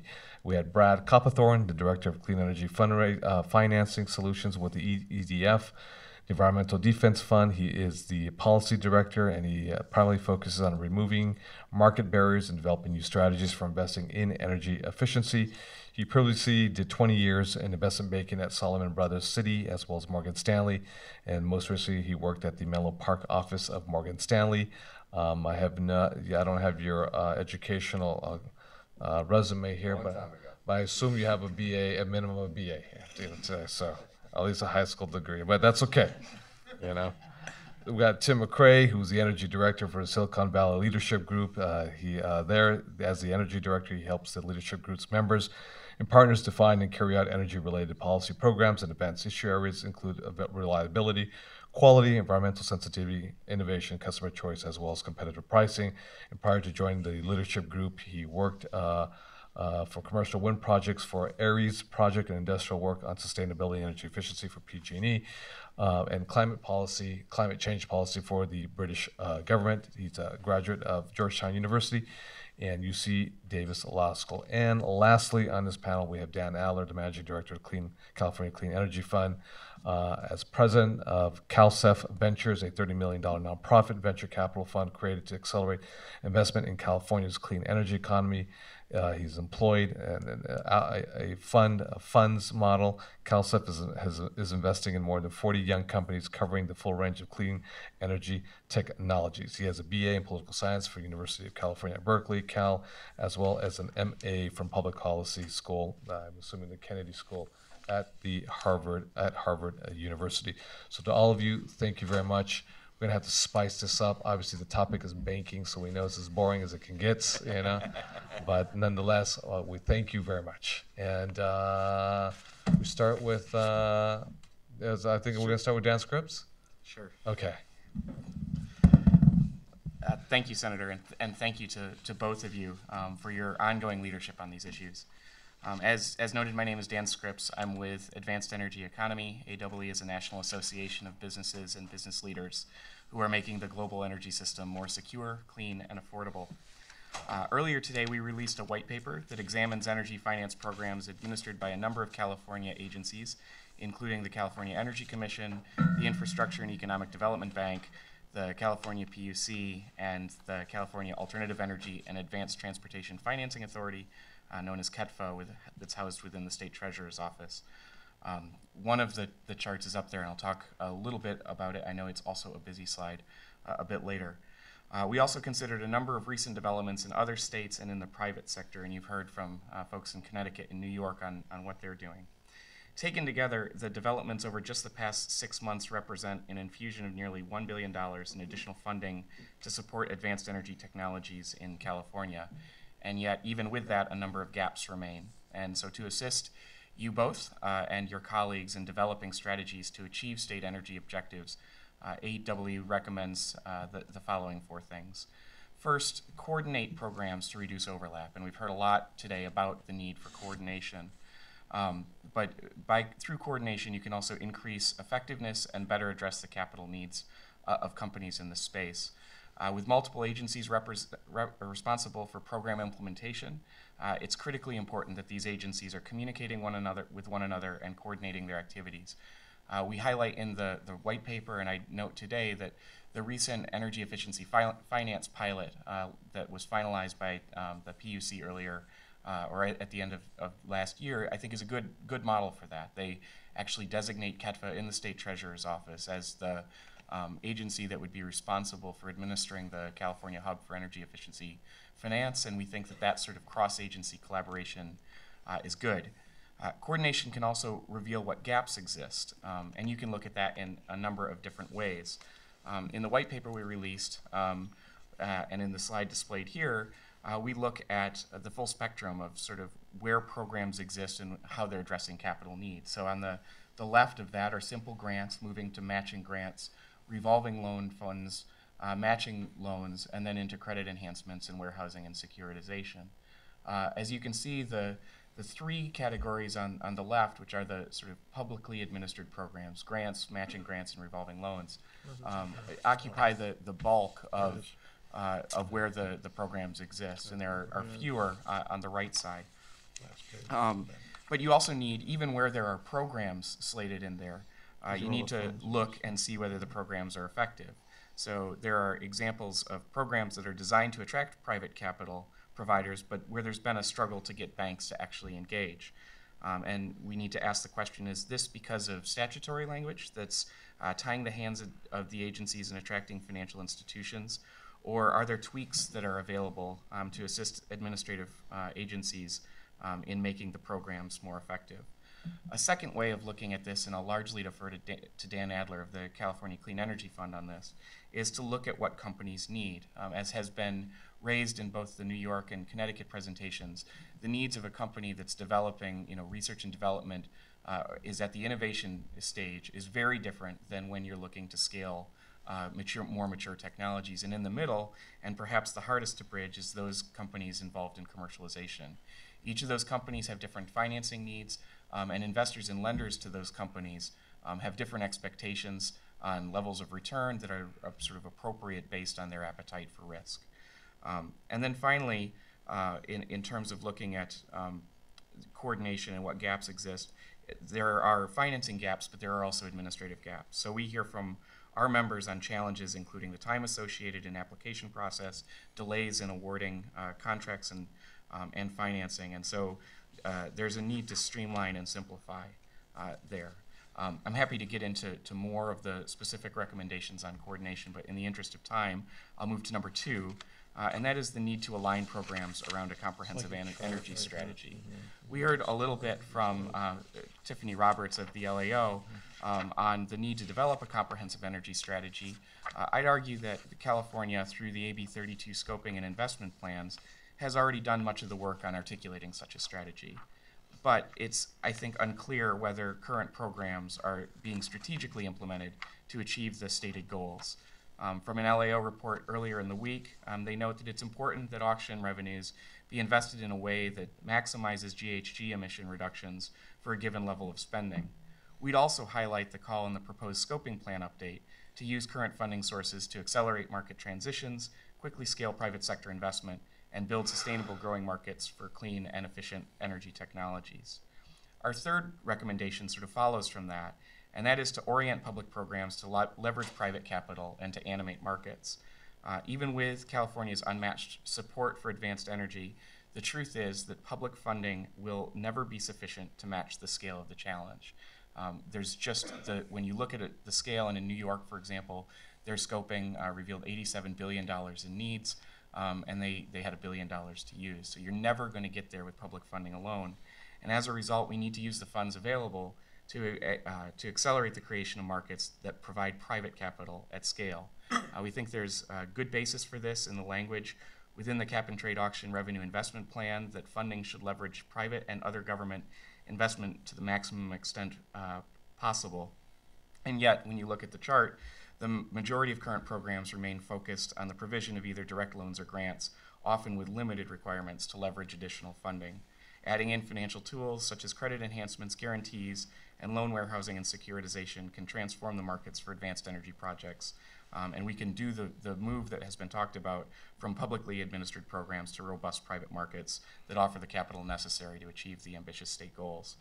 And then finally, and to your point, Senator De Leon, we need to benchmark programs against stated objectives.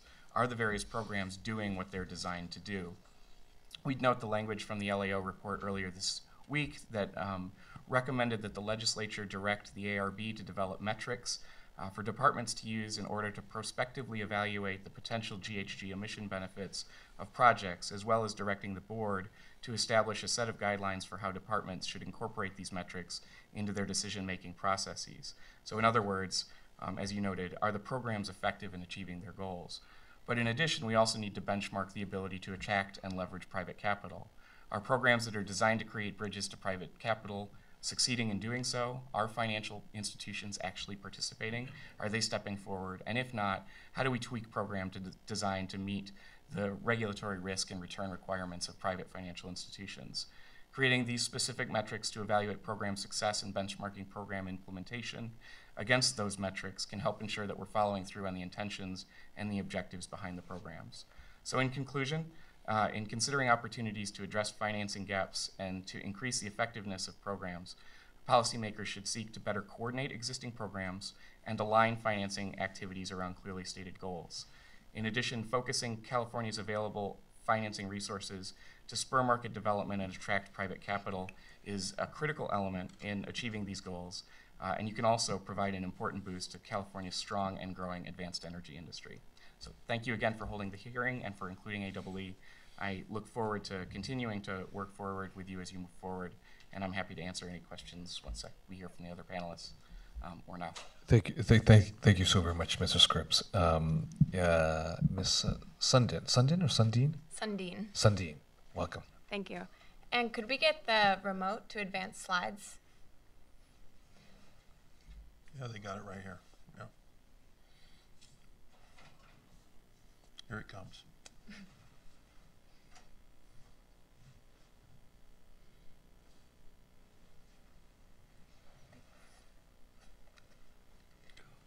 So my name is Lisa Sundin. I'm here on behalf of the Coalition for Green Capital. Thanks so much for hosting this. We're really excited about the progress here. Coalition for Green Capital, CGC, as you've been hearing today, is a nonprofit 501c3 organization based in DC, led by Reed Hunt and Ken Berlin. For the past 5 years, we've really been dedicated Hold on to. a second. Okay. Sit down so you can watch your.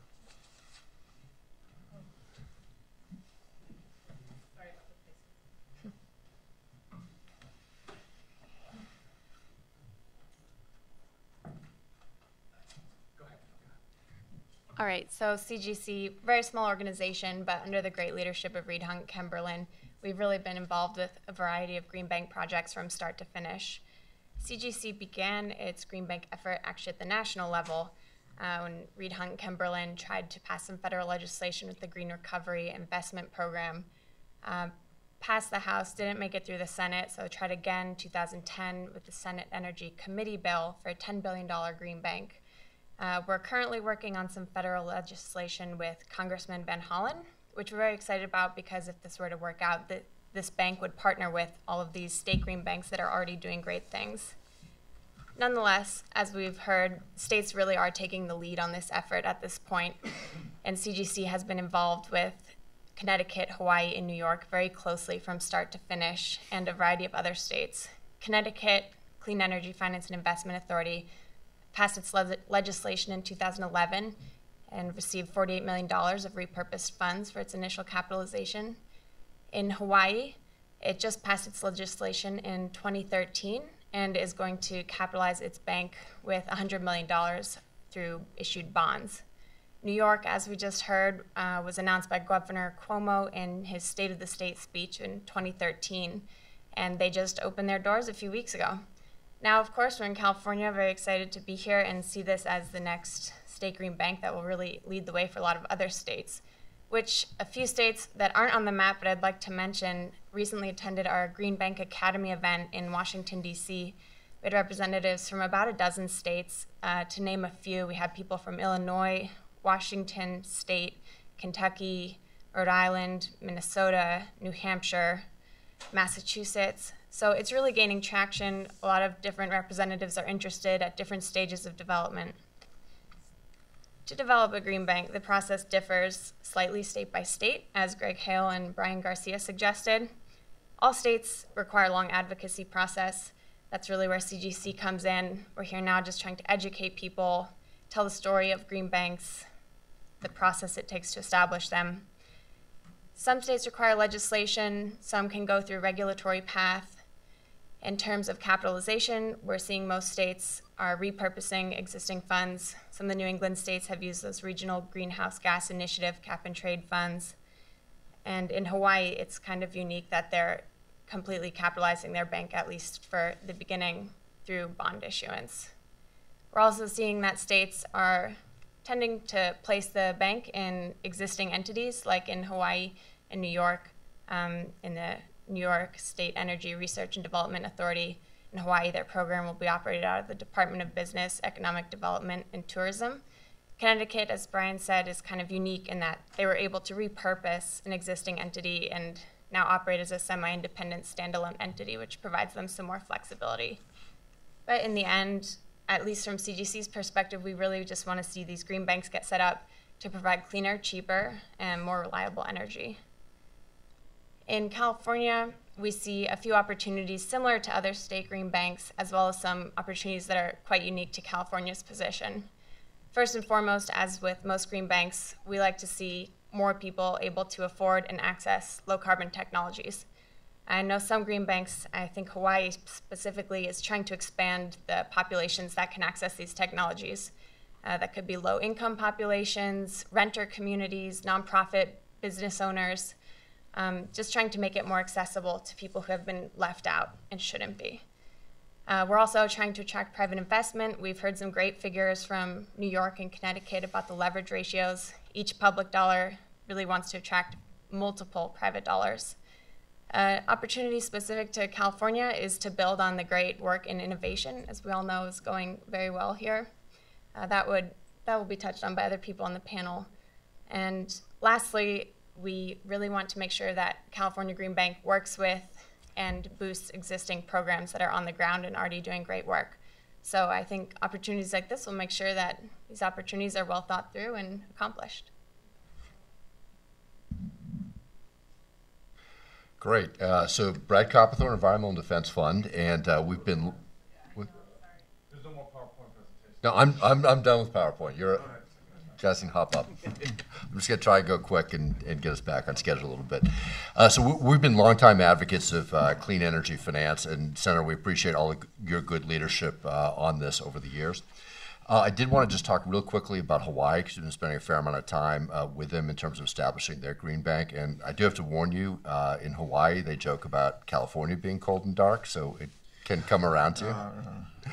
The issue they have in Hawaii is they have rates, utility rates are even higher than what we face in California, because primarily they generate their electricity with oil.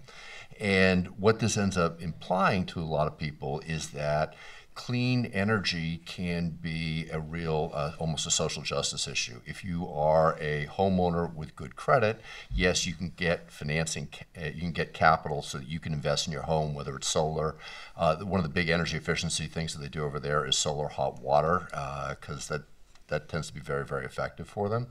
And so the Green Bank was established to basically provide incentives so that the private sector can deliver financing for renters, for homeowners that did not have strong access to credit, for small business, so they can invest in these clean energy projects that can save them money on day one and really expand the number of people who have access to this. So that's something I'd really like to make sure that we think about potentially including as an objective of the Green Bank in California.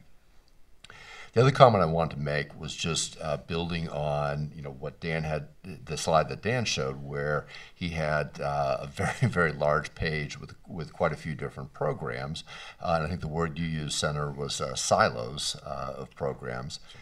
And I did want to make the point first that many of those programs have been very, very successful. I mean, if I think about the California Solar Initiative, which has both created some good Silicon Valley companies and has made us a leader in terms of investment in solar projects.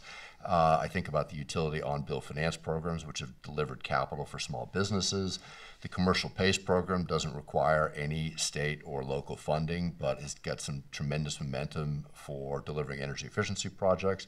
And then we've got very high hopes for the PACE insurance pool they're putting together at CATFA to bring PACE back for residential homeowners in California. I think there's a few different agencies that are running these programs, and I think we spent a lot of time today talking about how potentially we can increase coordination, which I think is great.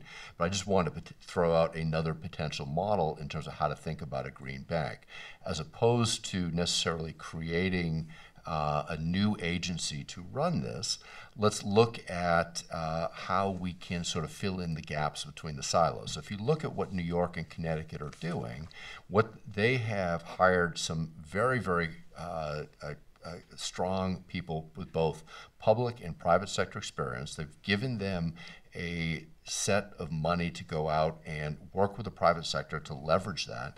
And they've had oversight, but more through boards of directors and other types of things, as opposed to creating specific pots of money and saying, do exactly X, Y, and Z. It's the strings attached to those pots of money that sometimes create the silos and leave us with gaps and opportunities that the green banks can fill in.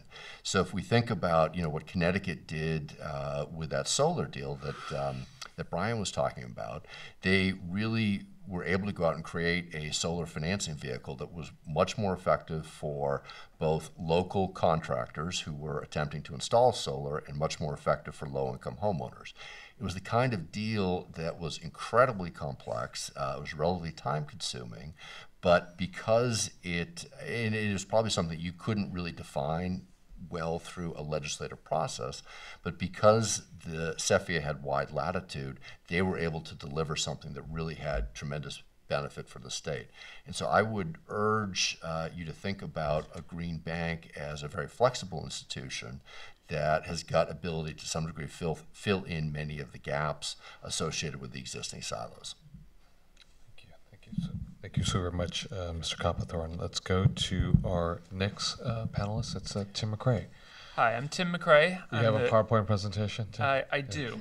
You don't have a handout? If you stay there, I can walk you through it. Okay, great. The most PowerPoint's going to be the most death of my of slides us, are sort of beautiful pictures, so you don't need to see what I found on the internet yesterday when I was looking for pictures. So I'm the energy director for the Silicon Valley Leadership Group, and we're a public policy trade association of about 390 businesses here in Silicon Valley. And I just want to walk you through what a green bank could do for a typical Silicon Valley company. And I'm going to come up with, I'm going to share the example of, imagine there was a magic box that could store renewably produced rooftop solar energy and send it where it needed to go at any time. So how could a green bank fulfill the objectives of California state policy? Well, first, it can help achieve AB 32 goals. Despite a positive trend, it will still be challenging to meet the 2020 goals for AB 32 as the economy rebounds. And a green bank can catalyze investment in the clean energy sector that can help meet AB 32's 2020 goals. And I know there's been discussion in the legislature of beyond 2020, and it can help meet those beyond 2020 goals for reducing greenhouse gas emissions. For example, if there was this magic box that could store renewably produced energy, that could help displace fossil generation elsewhere on the grid. And it's appropriate to use cap-and-trade auction revenue, which I know that you folks are considering using for the for this green bank funding, as cap-and-trade auction revenue is supposed to be used to reinvest in helping reduce greenhouse gas emissions and helping achieve environmental justice goals. So it's appropriate because of that to use cap-and-trade auction revenue. Second thing that a green bank can do is it can help get across the quote-unquote valley of death. Now, there's a lot of discussion of what the valley of death is. The valley of death is actually several different possible valleys of death. So I'm just going to sort of walk through with this example what that means. The first is getting from research and development, think two guys in a garage or at a university lab, to the point where you have proof of concept or an actual pilot project. So if you've got a magic box, you and Steve Jobs are hanging out in your garage, and you're like, oh yeah, this is the way that we could capture that rooftop solar, and if we stayed here right in this magic box, then tomorrow we could zap it back into the grid or zap it wherever it needs to go. Well, that's the first valley of death, which venture capital usually can fill in, is that there's a technological valley. Getting to the point where you've got an actual demonstratable magic box. You can walk around, you've got the single magic box. Then you've got to get to commercialization. You've got to be able to make that magic box for anybody who wants it in California. And that commercialization valley of death is one that doesn't have a lot as much venture capital associated with it. The third value of death is getting it to scale. So you might be able to produce this thing for everybody, but everybody's got to be able to afford to buy it. So to get to that third, to get from the two guys in the garage to the demonstration project to being able to go to market with the project to being able to scale up production of that are all points along this chain that a green bank could step in and provide funding, either it be the lead funding and have more private funding follow, or it could be, I'll get to how that works with private banks, but just think of when people say the value of death, think, where in the chain could we provide more money, and who, and basically how can that help get across these values. The third objective of a green bank is to grow the economy, and these types of jobs are jobs that can't be exported. So if you need to have a magic box in everybody's garage or attached to everybody's rooftop solar, you've got to be able to go to everybody's houses and install the magic boxes. Just like energy efficiency audits, providing solar on rooftops, electric vehicle infrastructure, these are all things that a green bank can help fund, and those are all jobs that can't be exported. There's already been cover of the relationship with a private bank, but I just wanted to make a couple of points on the relationship with private banks. A green bank does not displace or replace private bank funding. Green bank funding can lead the way by demonstrating success in a sector and causing the private sector to follow. And green bank funding can leverage private funding, and this has been already talked about. Senator De Leon led with this, and the Connecticut example showed that there was a 450% return just on the initial sending out of money. $40 million was turned into $180 million of private funding follow it. And they could go even higher. The New York example was that he sort of thinks that can create an infinite loop. And these are all ways, there are two ways that with the magic box that this can be helpful. Think of it as two different points in the process. First, you could help get more funding to scale up, getting to the scalability value of death. Second, you could provide loans for people or consumers to go out and buy the boxes. So if you don't have the money to go and get it, you could say, okay, here's money for all of these people who don't have the credit scores or can't qualify to be able to go out and buy the boxes. So that's all I have to say, and thank you very much for your time. Thank you so very much, Tim. And last with us on this panel is Dan Adler, the Managing Director of the California Clean Energy Fund. Welcome. Thank you very much, Senators. Thank you to your staffs as well for this excellent session today. My opinion, you're hearing the state of the art on clean energy finance. California has the opportunity to incorporate that.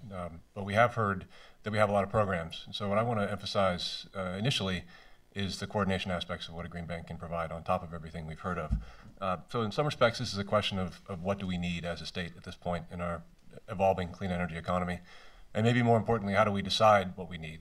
What's the process as a polity, as a legislative body? You might consider the priorities. There is, in fact, a template, as was mentioned by Dan Scripps. The scoping plan serves that function. And I would suggest that within the scoping plan, as it's been updated and even in the previous incarnation of it, there are a set of key sectors that we need to focus on as a policy matter if we're going to achieve our greenhouse gas savings. There are critical sectors like the environmental justice community that does not receive the benefits of the AB 32 agenda that it should. There are co-benefits that could be achieved through financing. We're hoping with SB 535, obviously yes, as a floor to do that, but you're absolutely right. Right. Short of SB 535, we would 100% almost be guaranteed that the EJ community would receive no benefits from AB 32. Right. And to the extent we can identify overlaps technologically that provide benefits to those communities, goods movement is a great example, difficult to finance innovations there. We have nascent programs that could be further capitalized. Other key areas could be industrial leakage, keeping California competitive in the face of these new constraints. We have technologies, we have techniques in off-balance sheet financing that could be coordinated through a green bank to make sure the California industry can stay under the cap and in fact grow. So this is an example of how we could orient whatever new programs we want to create. But before we go there, I think we need to understand why are we intervening in a given market at all? This is more or less a free market economy in California. We've got a lot of great entrepreneurs. If we've decided that we need to intervene, we need to understand, I think, if it's a capital intervention that's needed or if there's some other market design issue that's really impeding the flow of capital and the growth of these technologies. If the RPS markets are not driving more financing, is it because they're topped up from a PUC perspective, or do we not have a big enough market? Could we just unlock that financing by raising targets? So instead of layering cash on top of a poor market design, make sure that policy-directed market transformation is optimized, and if there's a need for capital, be efficiently allocated from there. If capital allocation is the problem, I think we need to be specific about what kind of capital. We've heard this theme a few times now, so I won't belabor it too much. But innovation to infrastructure is the perspective, the spectrum of what we're talking about. Grants for innovation do make a lot of sense, and they are motivating to venture capital, as we've seen through the CEC over the better part of the last almost 2 decades now. We could do a better job through a green bank of making sure that private equity, venture capital, sees the innovations that the state is considering funding at the earliest stages, gives advice on their merits, what milestones need to be achieved with publicly subsidized innovation before private capital will take them on. At the stage of commercialization, it's credit support. We have the templates for how to do that, loan loss reserves, credit enhancements of various forms. Market access. Energy storage is a nascent market catalyzed by the CPUC. We should orient our innovation and commercialization funding behind that new market so that we can drive that stuff into the existence at the lowest possible cost. And then finally, scale. Low-cost capital matters. Standardization and warehousing techniques are known. Various green banks across the country are experimenting with those. I think these are the templates that we can learn how to implement here specific to our market. To my mind, where that leaves the California Green Bank discussion from a coordination standpoint is a relatively easy implementation of a consumer-facing portal. We spent time talking about the way these programs look inside government. This should not be about government programs and bureaucratic turf, but rather who is the consumer of these services? California entrepreneurs, businesses, financiers that want to participate. How does this look to them? We could easily create a market-facing portal whereby if I'm an entrepreneur or Brad is a project developer, we go to the Green Bank portal and we go to the program best suited to us. We get quick information about whether it's suitable, if we qualify, what the timeframes are. We could be indifferent as to whether or not it remains within the Air Resources Board or the California Energy Commission. It is a market-oriented, efficient means of conveying at least information and education to the public sector. Another key design component that we haven't emphasized enough is that we have to require private financing to the extent these technologies merit them. As technologies mature, there should be a heightened expectation that private capital participates and in fact leads. If you have a technology and you're coming to the bank and you've never thought about raising private money, you need to go back and do your homework a little bit more so that we can lay in the minimum amount of private money to get these technologies or projects over the finish line. That adds private sector diligence, it decreases the likelihood of project failure, and stretches public money to its fullest possible extent. Then as we grab this overarching framework, coordinating framework, market-oriented, and capital maximizing, we can begin over a multi-year period, frankly, in all likelihood, to accrete new programs into a unified framework, slough off the programs that aren't needed and aren't working because no one's coming to the bank to use them. This is, I think, the best way we can test our existing frameworks, our existing programs, design new ones that we need going forward, and have the best use of public resources over the long run. Okay. Thank you very much, Dan, for your presentation. Let me ask all of you an open-ended question. Brad, Dan, but just an open-ended question to all of you. I remember when we had the stakeholder meetings with regards to energy efficiency, the thesis, my own thesis when I brought in stakeholders, when Goldman Sachs and Barclays and Wells Fargo's and other folks and the buyers and users of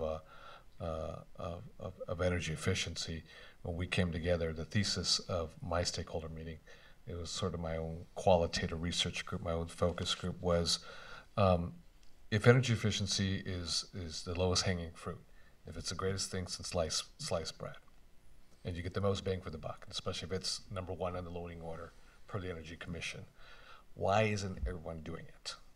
And obviously we learned about the market barriers that currently exist that holds billions upon billions of dollars in the private sector, equity markets, on the sidelines, and it's not getting into the game itself. So we have these market barriers, and albeit I will say this, and I'm cognizant that the largest of Prop 39, which was historic in nature, given the fact that the last 20 years, last 23 years in California, we have only passed, the last 22 years in the state of California, we have only passed 3 revenue enhancement measures.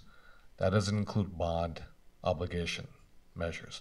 3 revenue enhancement measures in the past 22 years. back in 1992. Then Republican Governor Pete Wilson with Prop 174, which was a sales tax increase for public safety measures. You had an individual by the name of Meathead, or known as Meathead, from All in the Family, Rob Reiner, Prop 10 tobacco tax. And then you had an individual who everyone thought he was crazy because he wanted to pass a millionaire's tax, which obviously impacted a lot of folks here in Silicon Valley, to deal with mental health issues. And that was then Assembly Member Darrell Steinberg, who now is a pro tem. Those were the only 3 revenue enhancement measures. You have measure after measure after measure after measure, initiatives that are littered in the graveyard, defeats at the ballot box with the electorate. So contrary to California's reputation, or the mythology of California as this crazy liberal tax spending, state, it is extremely difficult to pass revenue enhancement measures at the ballot box. 2012 changed that. So now instead of 3 ballot initiatives, revenue enhancements, we actually have 5 now in the past 23 years. And that is Prop 30, Governor Jerry Brown, which obviously sunsets in 5 and 7 years with the sales tax, and the personal income tax for those who individually $250 and above, or $500 as a couple, and Prop 39, which is a measure that doesn't sunset, that works in perpetuity. So that being $2.5 billion that we carved out for energy efficiency projects and solar photovoltaic projects as well too, following the loading order, we know eventually that money will end unless we figure out some mechanism so we can have dollars working in perpetuity for the enormous gargantuan need that currently exists today with regards to the projects, both public and private sector, right there. So going back to my original thesis with regards to if energy efficiency is the greatest thing since sliced bread, and it's the lowest hanging fruit, and it's the number one and the loading order, and we all know that solar photovoltaic, for those who are into PV, a tremendous amount. It's the sizzle of that bacon because it's sexy. You get the most bang for the buck. That's debatable and arguable. I won't get into that. That's another hearing unto itself. But what are the market barriers right now for private equity getting into the game right now? And I'll just leave that as open. I apologize for the long, statement and question. But that's an open-ended question. Yeah, I think that there are a couple. There are issues in terms of the balance sheet treatment that so first, there's issues involving sort of the ability to just finance it full stop. Taking out a loan, whether you've got the credit worthiness and whether you can get the capital. Some folks can in terms of home equity loans. I'm talking about the residential market. But absent that, and that's a great source of low-cost capital, but absent that for people with lower credit or lesser credit profiles, there are still existing challenges there. In terms of both, on the business side, there's a balance sheet treatment issue where you're adding clearly debt to the balance sheet that is repaid, but you can be punished for that in the markets by additional debt on the balance sheet. And so looking at energy as a service, and that's one of the reasons that ESCOs have entered the market, because you're buying energy services in the same way that you've been, and they reap the savings as a result of the improvements. But if you're doing it yourself, are there ways to finance that with off-balance sheet transactions so that you're not punished by sort of distortions in looking at them in financial silos? A third piece is there are sort of breakdowns in measurement and verification, M&V, either breakdowns or they're too costly based on the benefits achieved. But because there's not a lot of data around measurement and verification of energy efficiency, banks in lending tend to charge a higher risk premium than we think is warranted. So you're actually paying more for the financing that you're getting because there's less data, and the reasons there's less data is because the measurement and verification is often too costly or not part of it. That you can do the audit, you can be told that if you do these 5 things, you're going to see a 40% reduction, but do you ever actually have the person follow back and take a look at whether actually you got the reductions that you're supposed to see? Brad, I think you wanted to. Yeah, I would say, so I agree. I see three issues. One is lack of finance, which we think the Green Bank is designed to take care of to a large degree. Second is a sort of a list of structural issues, so between on and off balance sheet, split incentives, M&V, other types of issues, completely agree. But again, Green Bank can play a real leadership role, and there are a number of structures that can address each of those. And I think the third issue, which is maybe the most interesting one, is a lack of business models to really deliver it. So very few of us, I mean, other than us energy efficiency geeks, wake up in the morning really thinking about do we want to spend money on it? You know, in Silicon Valley, there have been a number of companies over the course of the past few years who've figured out a way to get people interested in investing in solar projects and have created a business model to do that. To date, very few people have done that in energy efficiency. The one real interesting exception down in Southern California is a company called Renovate America. They're working in about half or 2/3 of Riverside County. So it's a population of about 1.5 million people. And they've been able to, using basically a PACE program that's not authorized by FHFA, but they've gone ahead and done over 130 million of energy efficiency and solar, primarily energy efficiency, transactions for homeowners in that area. So to the extent that you know, we are able to get this CATFA program that will create an insurance pool for residential PACE, and we'd expand this statewide, that's a business model that's going to be able to dive in and really hopefully drive adoption. Just a couple of extra thoughts on efficiency. For perspective, in my mind, the best thing that's happened to clean tech finance in the last 5 years has been the solar lease model, taking the upfront costs entirely off the table. That, in the combination of various net metering programs and structures across the country, is responsible for the boom in PV, which pulls the rest of clean tech along with it. That is starting to show up in efficiency. The challenge with efficiency is there really isn't one efficiency market. If you want to look at industrial efficiency, where high energy costs matter to a business's overall performance, they've invested in efficiency by and large. There's more to do, but at the residential level, where we are about 300 years behind our 20-year efficiency goals, there's major market acquisition, customer acquisition challenges that there's a policy imperative that there be some kind of societal layer on top of that. If you have a suite of businesses that go out and acquire business from residential efficiency customers, there's got to be some public intervention that opens that market to them if we want to achieve the goals that we aim for. A Green Bank can do that through marketing, through education. The bottom line is we've gotten a lot of efficiency in California. There is more to get, but we should expect, in my view, over the next several decades, decreased returns to the efficiency thesis. It still should be the #1 thing in our loading order, but it gets more difficult from here. There has actually been a lot of evaluation of the PUC's efficiency programs with my former employer. They're still net positive for every dollar that goes out. It's $1.25, $1.50 of societal benefits coming back, but that is trending down.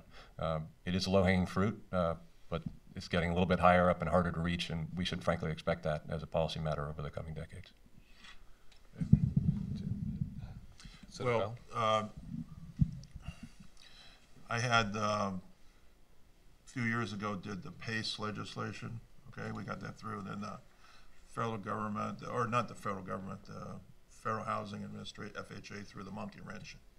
And I think now that we have kind of a PACE program, are there any other models that are legislatively appropriate and could be used to get around the barrier of subordinating loans that was brought up by the Federal Housing Administration?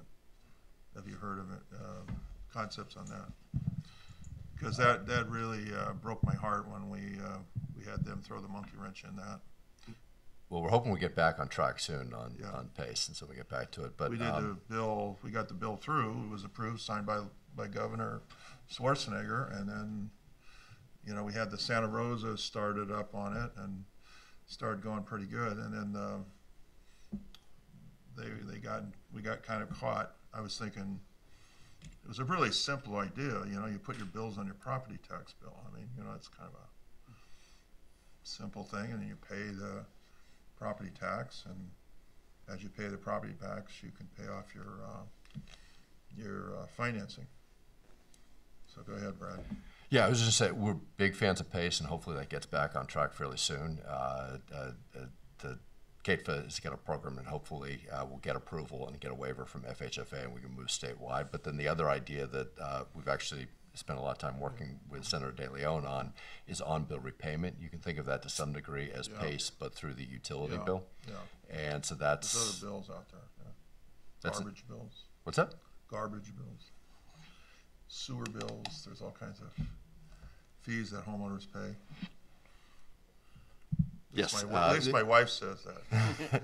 Well, the theory here is that it's a little bit more voluntary. Each homeowner makes a decision whether or not they want to do financing, just like PACE, and then the obligation becomes a tariff on the meter. But it's a tariff, not a subordinated lien. Exactly. So on the FHFA, house, which is what the housing is.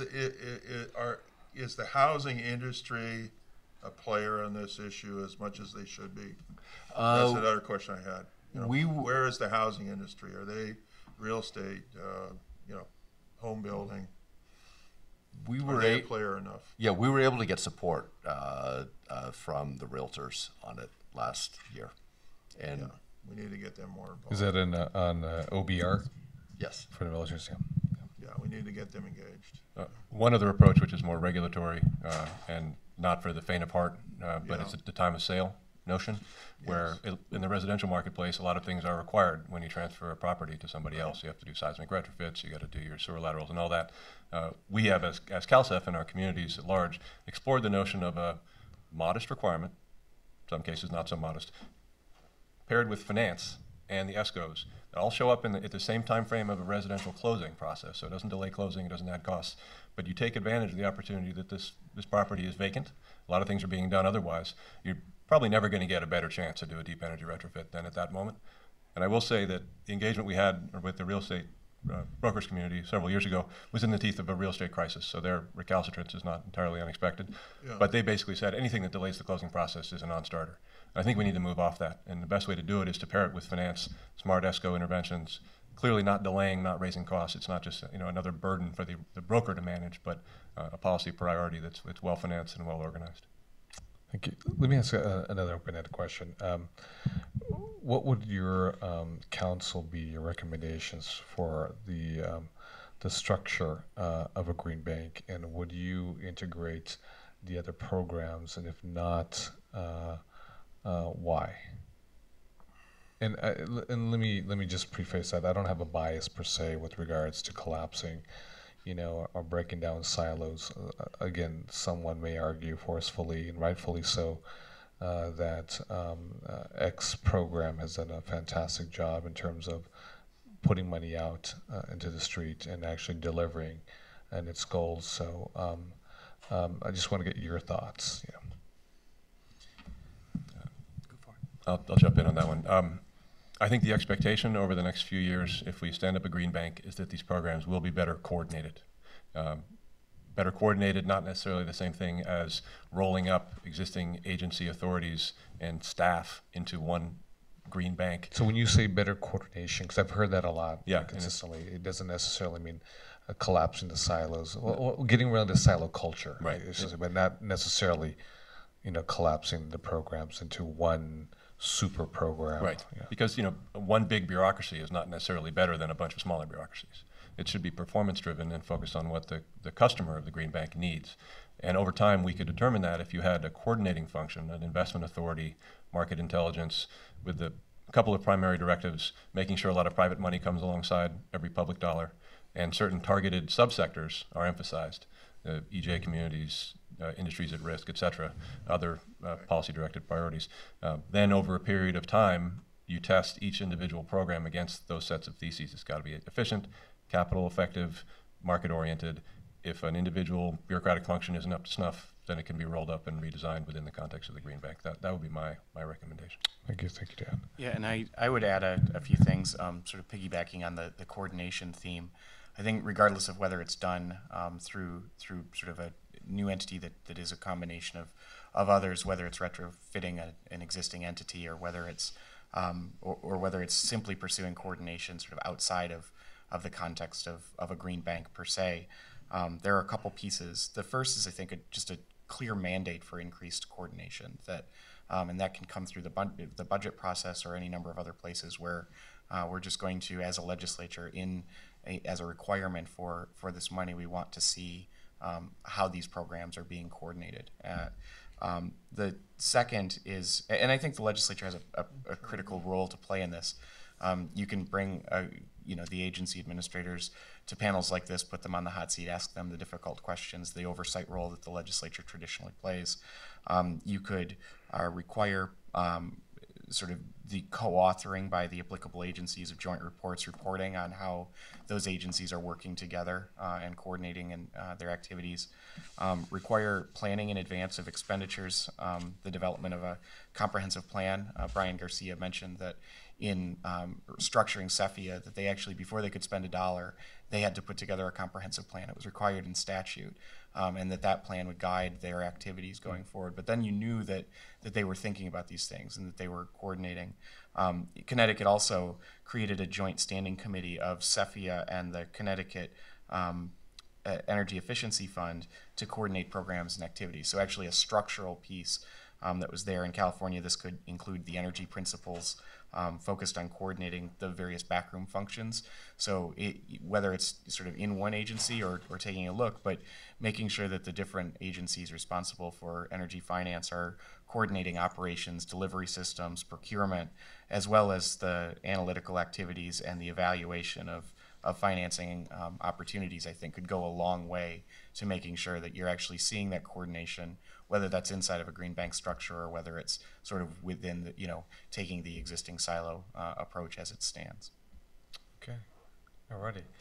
I want to, Dan, Tim, Brad, and Lisa, I want to thank you very much for your insight and for your knowledge. And be rest assured, during this process, we will be calling on all of you individually as well as collectively once we kind of sort of figure out what our pathway is and what's obviously the most prudent thing to do, to leverage and maximize dollars and actually meet the goals and objectives, and hence the purpose of getting the feedback and input from each and every one of you. So I want to thank you very much for your participation. Thank you so much. Alrighty, next panel, and we just have 2 more panels left, and we're a little behind, obviously, but if I have everyone's patience, and obviously for those who have to go, will go, but we're agendized to finish, adjourn at 5 o'clock. We may go to 5:20 p.m. To give our other panelists an opportunity. Our next panel is the Perspectives from Private Capital. With us today is Tom Vanderheiden. I hope I pronounced that correctly. That was good, yes. The Senior Vice President of One Pacific Coast, formerly One California Bank. I grew from a vision of both Tom and Steyer and Kat Taylor, a team and the team that they formed to create a triple bottom line bank and a supportive nonprofit foundation of the same name. In 2007, that vision was realized when One California Bank and One California Foundation opened in California, fashioned an image of the great socially responsible banks and credit unions of national and international fame. The bank is mandated to produce meaningful social justice and environmental benefits at the same time that it's financially sustainable. And also with us is Lisa Hagerman, who is a director of programs at DBL Investors. Lisa, who has a PhD, a double bottom line venture capital firm. DBL obviously is a double bottom line venture capital firm from San Francisco, where she leads the strategy and implementation of double bottom line practices, working with DBL Investors, portfolio companies across the workforce development, environmental stewardship, community management, engagement, I should say, as well as public policy. She previously was the director of More for Mission at the Harvard Kennedy School, a research and advocacy initiative promoting mission investing, in which she built a network of over 90 foundations, representing over $38 billion in total assets. And in May of 2012, More for Mission merged with PRI makers to form Mission Investors Exchange. Prior to her role, she completed her doctorate in economic geography, and she worked at Citibank for 7 years in the Latin American Marketing Initiative. She holds, she's a visiting research associate position at Oxford University. I have a couple friends who went to Oxford, and a couple of my friends are Rhodes Scholars themselves. She also has a BA from Bucknell University and a master's and MA at the University of North Carolina at Chapel Hill. So welcome, Lisa, as well as Tom. Very impressive resumes. Why don't we start with you, Tom? I remember, I think it was sometime last year or the year before that, my daughter invited me to a green conference in San Francisco, and I was there, and someone took me to this woman who was sitting behind a table passing out brochures from One Pacific Coast. So that was Kat Taylor.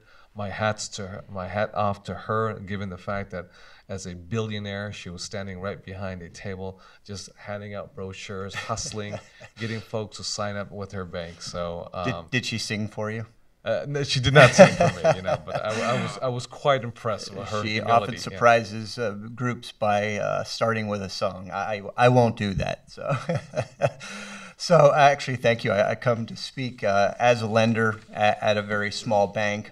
As you mentioned, One Pacific Coast Bank is a community commercial bank that has a mission of trying to provide access to financial services to underserved markets and do so in an economically and environmentally sustainable manner. We are headquartered in Oakland. We have offices in Portland, Seattle, Sacramento, and a small town called Ilwaco. So as part of One Pacific Coast Bank's mission of what we like to call beneficial banking, the bank would like to be focused on clean tech and energy efficiency as a key lending sector. We have had some successes, although they've been very limited. And there are some reasons for that that I'd like to get into. There's some real challenges as a regulated community bank, and those have limited our impact on the sector. Broadly speaking, the challenges fall into the following categories. I think the biggest challenge that we have with these sector-type loans are interest rate risk. Many of these projects require low-rate, long-term fixed-rate financing, and as a small bank, we don't have a way to mitigate or manage that risk. So that's been a big challenge for us.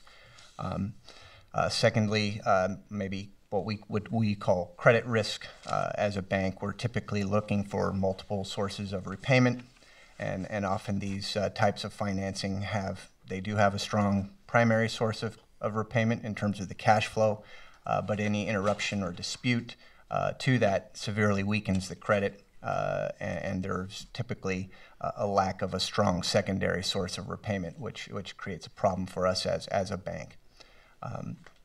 We're a small bank. We're not consumer focused. So that market, the residential market, which I know is a big piece of this, is not something necessarily that we can serve. I think credit enhancements and partial guarantees have been mentioned, and often the credit risk that we see is still not sufficiently mitigated.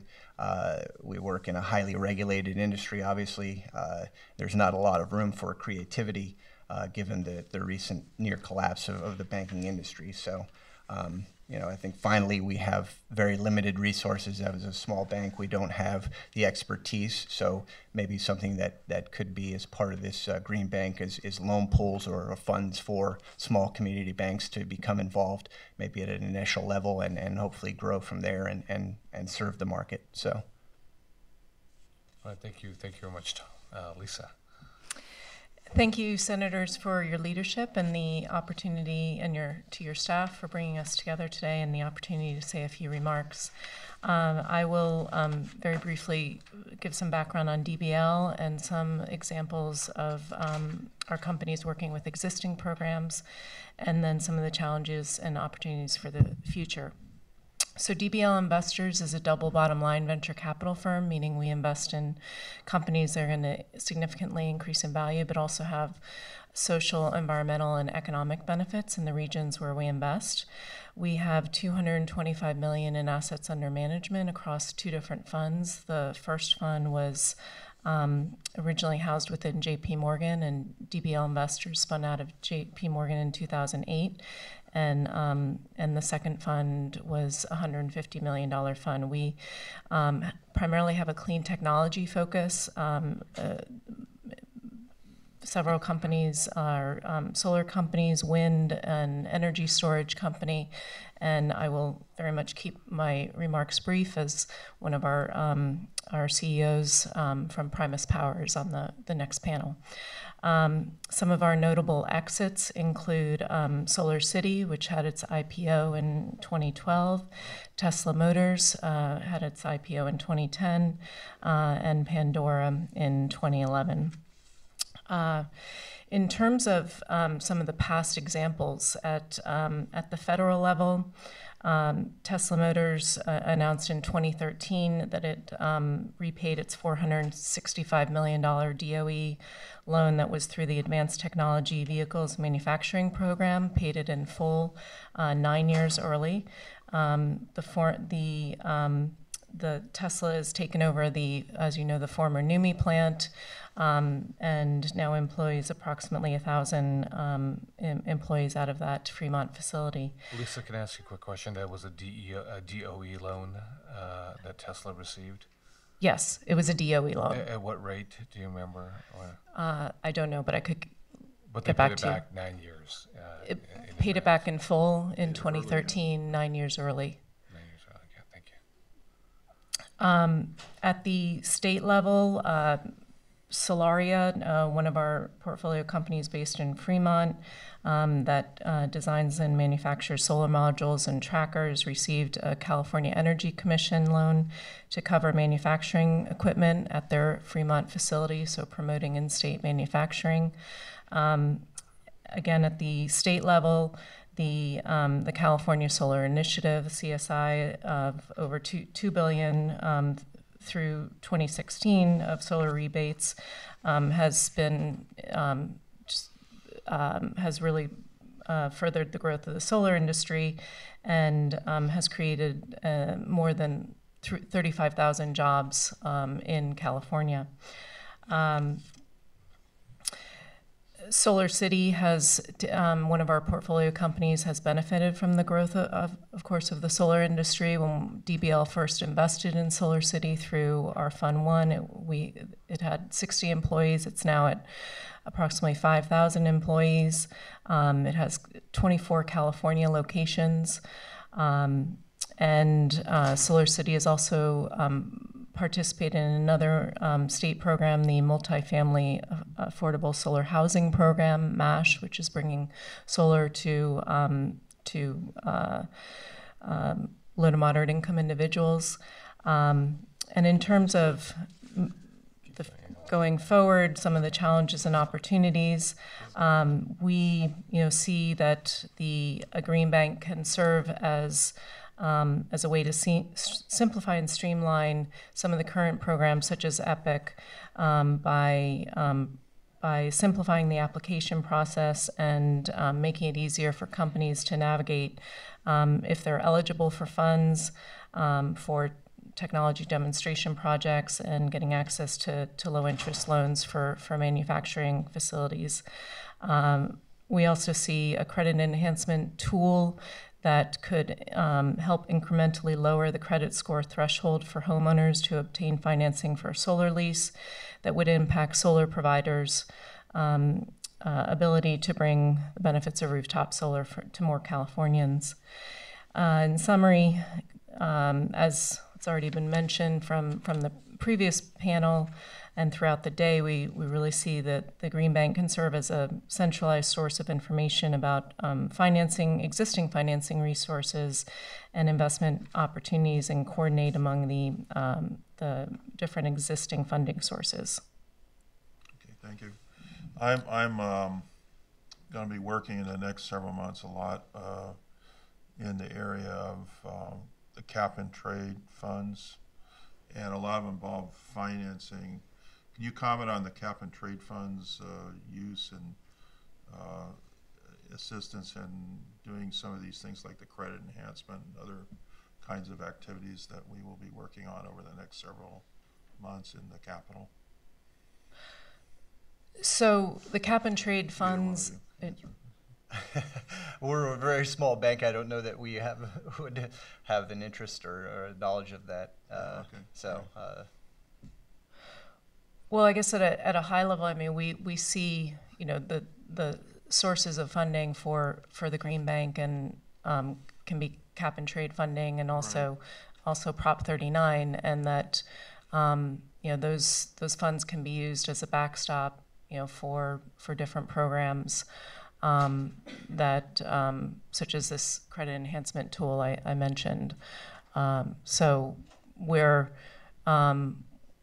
as was mentioned in the previous panel, we don't want to, you know, duplicate existing agencies or funding sources, but we definitely want to identify some of the gaps. For example, CSI, the California Solar, will expire in 2016. The production tax credit that's really catalyzed the growth of the wind sector has already expired. So there are different programs where we see gaps that, you know, cap and trade revenues can step in, and also as a, you know, these public funds as a credit enhancement tool and a backstop for the different programs. Okay. Did you, when we talked about housing, I want to know if you had any comments about engagement more in the housing industry and what is happening right now in that area because of the turmoil that has existed over the last several years. Is that turmoil settling down that we could get them more engaged in some of the Green Bank activities or supportive of the Green Bank activities? Yeah, I mean, I think the housing market has settled down. Certainly, I would assume that, yeah, engaging them would be helpful, the industry there. But you know, from our perspective, again, as a small bank, we've been able to help some solar installations, but not on a household basis, more firms themselves. So, and helping them with financing. So.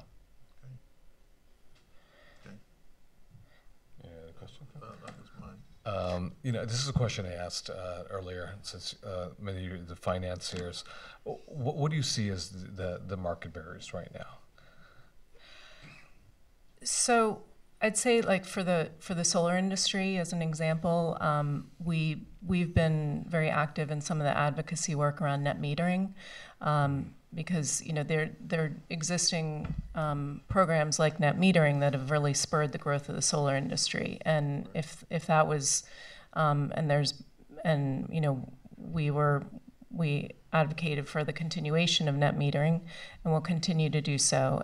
Similarly, we were thrilled when the CPUC came out with its mandate of 1.3 gigawatts towards energy storage, which is going to, you know, just completely catalyze the market around energy storage. So the more that we see the CPUC and the different regulatory agencies providing a signal to the market that there are policies that are going to continue and not halt the growth of, for example, you know, the growth of the solar industry. If net metering was pulled back, it would just be really detrimental to the solar industry that's, you know, provided 35,000 non-outsourceable, you know, local jobs, and also catalyzed other private investment. So more policies, broad policies that provide a signal to the market that that in the case of, for example, you know, the utilities, that they, you know, need to procure a certain amount of energy through energy storage, as an example.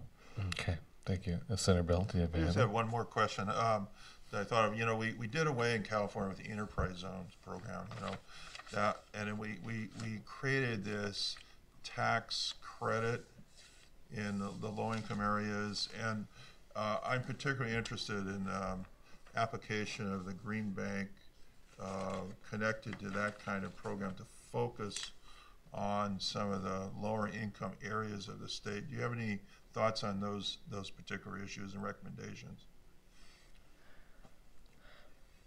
I'm sorry, I don't have any expertise in that area, so I don't know that I could answer your question. So DBL actually has very much an attention to helping our companies site headquarters and manufacturing facilities in low to moderate income areas. Some of our banks are CRA investors and get credit for the CRA, and we, as the enterprise zones are no longer in place, we've been following the governor's the JETI program, right. And we see that continuing to be a way for our companies to get access to some of the different incentives. In one example, our company Ecologic, which opened a manufacturing facility in Manteca with 15% unemployment, they're going to be creating local manufacturing jobs, and by virtue of the fact that they're in this economic development area, can tap into the state's employment training panel dollars and get a reimbursement for the workforce. So I could see that the Green Bank could help, again, be that coordinating entity where all of these programs are under one. So kind of a packager, kind of all the tax credits. Exactly. I mean, financing, so forth. So we helped in that case, Ecologic kind of navigate those incentives, and they never really probably would have known about, for example, that ETP program. And so there are other examples like that, where if there was, as Dan Adler mentioned, a type of portal where you're, we have this cap and trade requirements some legislator got passed, I think it was Kevin De Leon, that requires that it's SB 535? 535. 535. Okay, and we had a hearing on this in Sacramento, and we were telling the Air Resources Board and the Cap and Trade Program that we wanted to make sure that they quantify how they're going to implement a SB 535, and the 10% of the money has to be spent in these areas of poverty in California, and then 25%.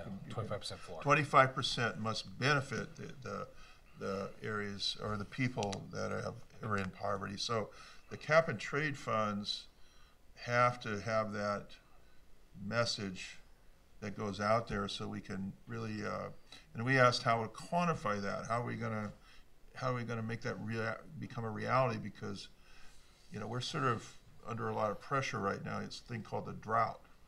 We think there's going to be a lot of horribly hurt people economically because of the drought. This is going to be a catastrophe for a lot of people, especially like farm workers and people in the agricultural field. And we have to do something to provide some economic assistance. The best way is to get them working on things, doing jobs, green jobs. So this has become an urgency. There's a sense of urgency now because of the drought, I think, on the green job thing. I think there's a relationship.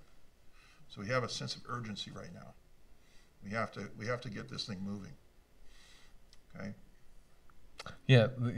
Thank you, Senator Bell, for your poignant comments. It kind of, interestingly, today we voted on two bills today, valued upwards up to $650 million today for emergency drought measures for the Central Valley for the expected high unemployment rate. That it would include food bank operations, as well as assistance to pay for your own utility bills and for rents. So the one issue, I think, with obviously the creation of Green Bank and moving towards a low carbon economy, is that when Tom Starr and I talked about energy efficiency and solar and 39, the overarching goal and strategy was always the issue of job creation. How do you put people back to work, especially in jobs that can be outsourced to other states, in particular a right-to-work state, or offshore to Guangzhou, China, or elsewhere? How can you put people back to work? And that was the overarching goal of 39. Obviously, the issue of reducing your energy load and reducing our carbon footprint and with intentionality, decreasing the manufacturing of CO2 greenhouse gases into our atmosphere, and obviously the co-benefits of ambient lighting and just a better, healthier environment because of better HVAC systems, so better health outcomes for children in K through 12. But it was always job creation. So obviously with the Green Bank, it's about job creation too. How do we create jobs for everyday Californians if this is our new economy, if this is where we're going to position ourselves? So I'm glad you brought that, because there is a nexus, obviously, because of the great need to keep people employed. But Lisa and Tom, I want to thank you very much for taking the time out of your very busy schedules, and be rest assured that we will be calling on you as we ourselves try to figure out the pathway. Thank you so much, Lisa. Thank you. Thank you so much, Tom. Okay. Last panel we have before us are opportunities and challenges from the clean energy companies. We have Pat Romano, CEO of ChargePoint. We have Tom Bowen, the Regional Director for Energy and Facility Services for McKinstry. That's not McKinsey Consulting, right? That's McKinstry? That's correct. McKinstry, not and then we have Tom Stepien. Yes. Did I pronounce it right? Perfectly. Tom Stepien, the CEO, and I'm going to embarrass myself. I don't know if it's BOD Primus Power or if it's BOD Primus Power. BOD. It's BOD. Okay, yeah. that's it. It wasn't very clear here what it was. So BOD. So Pat Romano, the CEO of ChargePoint, and you also go by Pascual. Yeah. That's okay, right. Pascual was formerly the president and CEO of Two Wire, which was acquired by PacePick for $475 million. Prior to co-founding Two Wire, Pascual held several engineering and marketing positions at Polycom. In 1989, he co-founded Fluent, a digital video networking company, and served as chief architect until the company was sold to Novell in 1993. Pascual earned his undergraduate degree in computer science from Harvard University and received his master's degree from MIT Media Laboratory. Pascual is a hardcore triathlete who has competed in 4 Ironman races to date, went out on the bike, in the water, or pounding the pavement. Pascual cruises from point A to B in his Tesla Model S. La buena vida. Yeah, that's okay. We got Tom Bowen, the Regional Director of Energy and Facility Services at McKinstry. He brings 20 years of energy services and experience to his role as the Regional Director of Energy and Facility Services, a former board member of the National Association of Energy Services Company, and former Vice President of Sempra Energy Services in North America. Tom's knowledge of diverse markets has allowed him to position McKinstry's unique brand of services within the state of California, creating value for customers locally while expanding its presence. And lastly, Tom Stepien, the CEO of BOD Primus Power. Tom serves as the Chief Executive Officer, CEO of Primus Power Corporation. Tom serves as a member of the advisory board at Synos Technology Incorporated. Prior to Primus, he served as the Vice President and General Manager of a $500 million business group at Applied Materials. He has also had a variety of engineering operations as well as general management roles at small as well as large companies. He has a BA and an MS in mechanical engineering from MIT as well. So, gentlemen, welcome. Whoever who got the short end of the straw, please feel free to move forward. So I don't know whether to be thankful or not being first on the last panel, separating these nice folks from their dinner. First of all, thank you very much. Thank you for Chairman coming. De Leon and Senator Bell. Thank you for the opportunity to talk to you about this initiative. We at ChargePoint are extremely excited about the possibility of a green bank in California. I'm the president and CEO of ChargePoint. We were founded in 2007. We're based in Campbell, so Senator Bell, we're in your district. Thank you for representing us.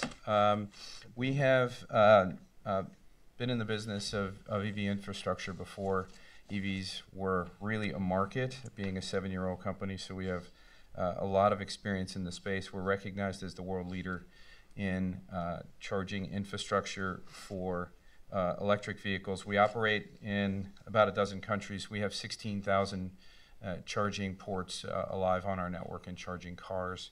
The business model is those charging ports are actually owned by the property owners, hence why a Green Bank initiative to us is so important, because those property owners have to be not only incented from a business model perspective to pay the capital to put a charge point charging station on the property, but we need to make it easy for them to scale. That 16,000 charging port network represents about 70% of all the publicly accessible charging infrastructure in the United States. And on a going-in basis, on new sales, we're about 90% market share. So we have a tremendous amount of, again, experience in charging EVs. About 40% of all EV drivers in the United States have a charge point account.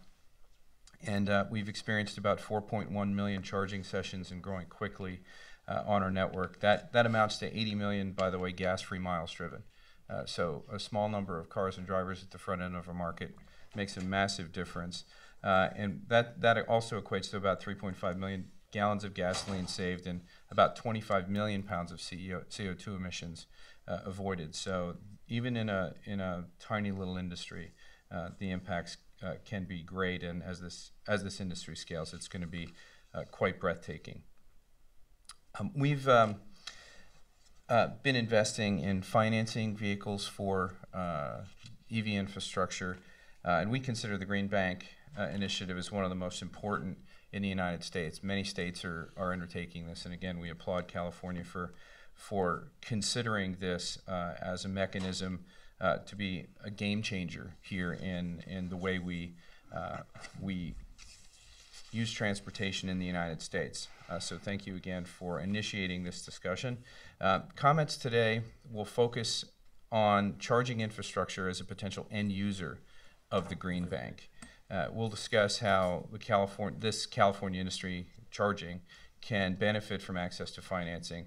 We'll talk a little bit about some of the barriers that we've encountered and that people buying charging stations encounter. Most simply put, my message to you today is lend it, but don't spend it. I know you guys operate in sound bites, and I think that's a good one. Lend it, don't spend it. And the reason I think it's important to lend it and not spend it is that this industry has been seeded, thanks to a lot of initiatives in California, by a sufficient amount of startup capital to seed electric vehicle infrastructure to start the flow of cars. And so we have done a very good job in the state subsidizing either completely or almost completely the installation of charging stations at the front end, starting about 3 years ago in this market. Right now, we are actually have the benefit of being one of the leading states or the leading state in the nation in EV infrastructure by far. Given that we are entering a mass market adoption phase, albeit the front end of it, we need to be considering as a state a way to leverage the grant dollars that are being allocated continuously for EV infrastructure in a very siloed fashion. And I think that comment has been made relative to how other industries have been having monies allocated to support their endeavors as well. We think that there's a tremendous amount of leverage capability right now. We, for most of the stations that are on our network, or all of our stations that frankly are being sold now, none of them, or any significant, almost no significant numbers of them are being subsidized at all by federal or state monies. Right now, the bulk of our revenue, and it is climbing quickly, is being fueled by the private sector. So the private sector is picking up the ball, but it's not picking up the ball fast enough. What's happening because of all of the seeding programs in the state of California to get infrastructure in the ground, this chicken or egg problem where you put in some charging stations and then suddenly people buy cars. Well, now that the private sector has to shoulder this burden primarily in the state of California, what's happening is that the arrival rate of cars is outpacing the ability for the private sector to allocate funds to the growing infrastructure need to chase those cars. And so that gap in infrastructure has gone from where are the cars to where are the charging stations. in the state of California. And since we've proven as a company that the private sector is willing to spend its own dollars to put these things in, just retargeting the monies that would have gone into grants into enhancing the finance vehicles that companies like mine are already putting in place for zero money down financing of infrastructure, solely paid for by the private sector. The amount of leverage on those dollars can be extremely large, and the effect of that can serve to close that gap between the rate of cars arriving and the rate of charging stations being put in by the private sector. So we're super excited about what is being proposed. A couple of statistics for your benefit. California is by far the largest market in the U.S. for electric vehicles. About 1/3 of all electric vehicles in the United States are here. It is largely because of programs that were put in place early in the state to support infrastructure and to support the purchase of electric vehicles.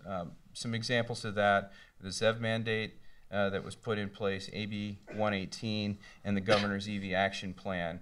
All of these things and many more have contributed to a really fantastic story for electric vehicles in the state of California. Now, we have a goal in the state of 1.5 million zero-emission vehicles by 2025. This was set by a governor order. That was in March of 2012. To do that, it's going to require about $1 billion in charging infrastructure to support those cars. That's just infrastructure? That's just infrastructure. That's just charging stations to support the cars. $1 billion, no single company can fund that infrastructure. Hence the approach that we've taken, where we unify into one network what each parking lot owner does their piece. They're essentially crowdfunding a network of infrastructure, not only in the state of California, but in the United States. So for each one of these property owners that may have a retail business or a workplace or what have you on it, if we can establish mechanisms to enhance their ability to finance that infrastructure, I think we can create a scenario where the private sector can pace the arrival rate of cars with the infrastructure, and this billion-dollar problem that we're facing by 2025 doesn't have to rest on the shoulders of the taxpayers of California. And that's what we'd like to see. If we talk to some of the barriers for third-party investments in this market, if this were right now to shift completely to the private sector, there are some issues that come up that really a green bank's support could solve. The first is it's a relatively new technology.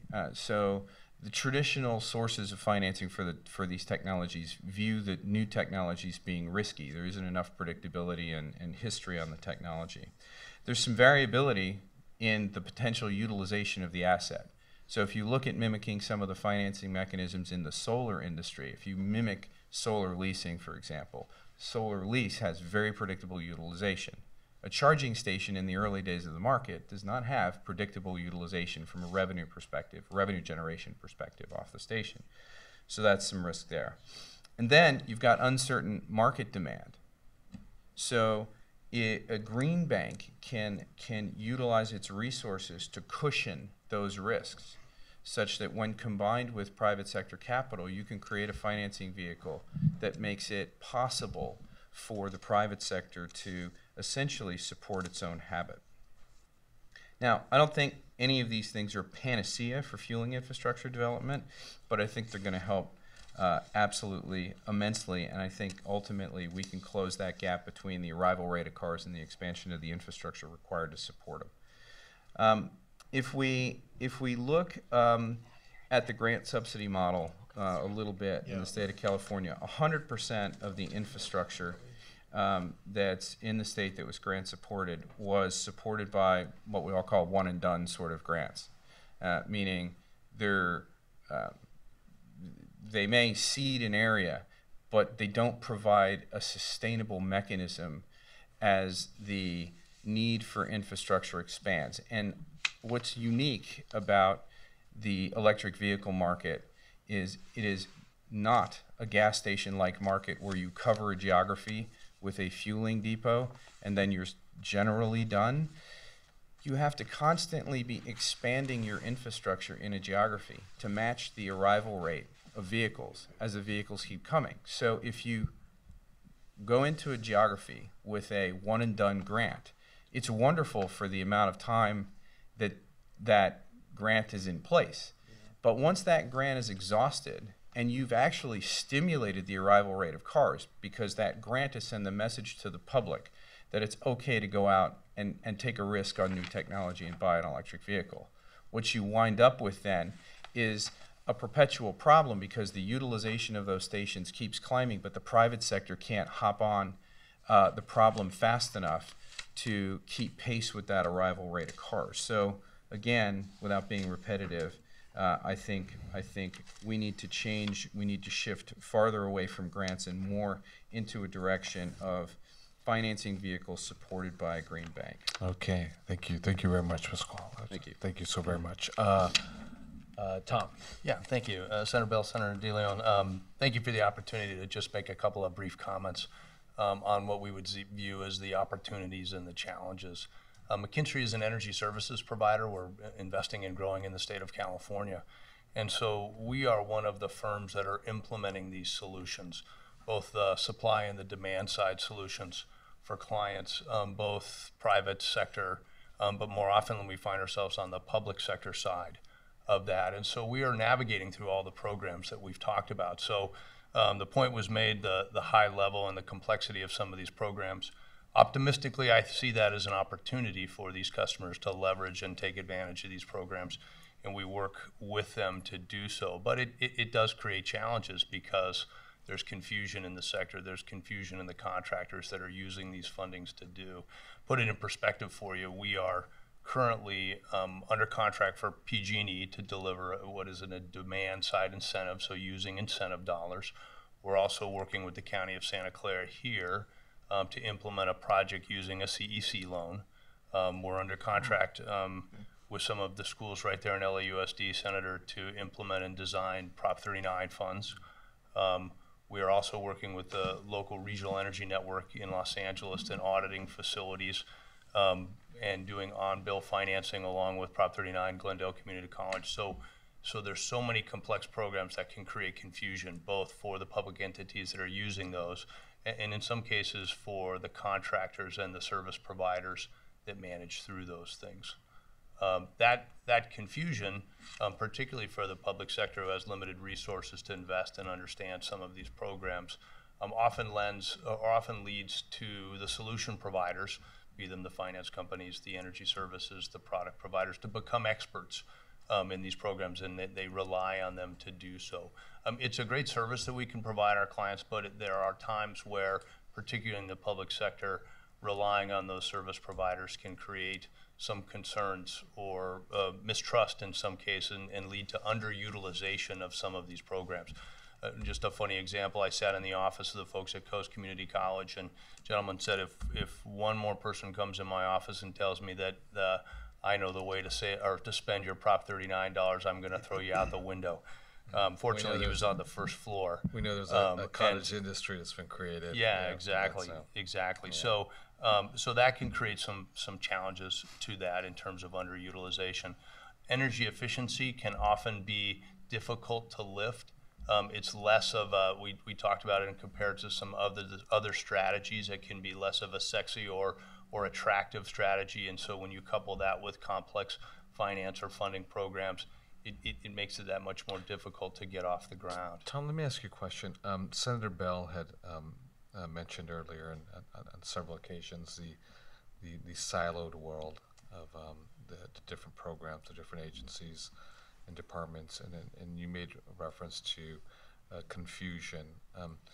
Could you expound a little bit more, confusion for your end user, for your clients, and how to draw down, how to apply, how to draw down, or even maximize the different funding sources that could be available. We see that all the time in terms of community colleges now that have bond dollars, and they're looking to leverage those potentially with Prop 39 dollars, and then what will fit with on-bill financing, what won't, different type of projects where public entities in particular trying to determine if a standard lease purchase tax-exempt loan would be better than to wait for the next round of low-interest CEC funds that would be, what's the cost of delay in waiting for those type of solutions? Can they leverage different state programs concurrently for a single program? What limitations? Oftentimes just the lack of knowledge on those programs will create that delay and create that uncertainty. Okay, thank you. Thank you very much, Tom. And Sure. last but not least, No, that's fine. okay, Thank and you. last but not least, we have Tom Stepien. Great, thank you. Thank you for your time this afternoon. It's great to be a part of these conversations.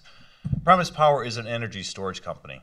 We're 5 years old. We have 40 employees, 20 miles north of here in Hayward. We have a safe, low-cost magic box, like we heard described earlier today. I thought it was a literal magic box, a black magic box. Lots of magic It was box. you were speaking metaphorically, right? Or whoever the person. Just checking. These boxes are a little bit larger than you might imagine. They're 40-foot shipping containers that we'll put on at substations and grids to help integrate renewable energy and really help change the game. My messages here are about the opportunities and challenges with storage, that the chasm is real, and certainly a green bank can help. And let me try to elaborate on them. The largest single cause of CO2 in the world is the production of electricity. In California, we consume about 50% of our fresh water, keeping the thermal plants cool.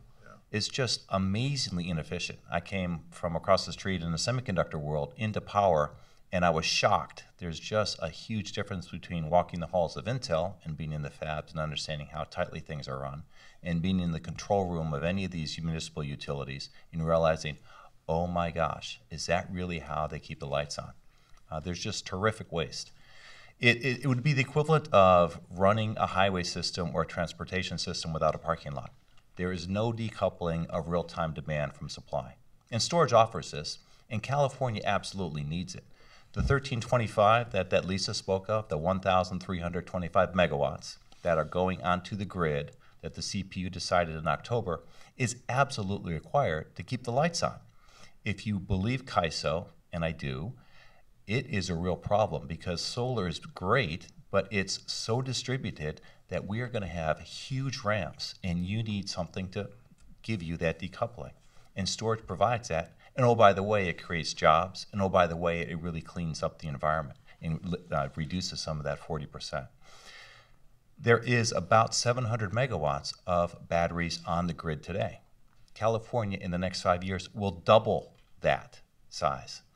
I was yesterday at the DOE at a conference in Washington, and that was all the talk about storage and about how California leads not just the nation, but the world. We're going to be twice the world's market in the next 5 years on storage. So we as an industry are teenagers. We're a little bit awkward. We got some pimples. We can't necessarily put all our sentences together. We may remember those days. I certainly do.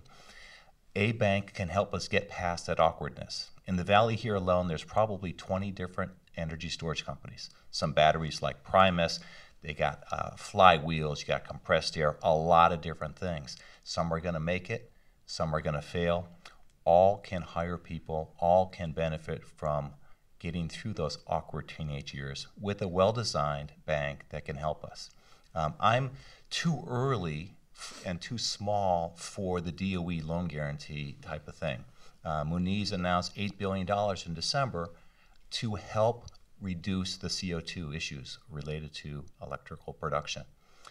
The minimum cost of entry and size there is $25 million, and it's $75K just to sign up for these guarantees. That's just too much for me to get through my awkwardness and become an adult.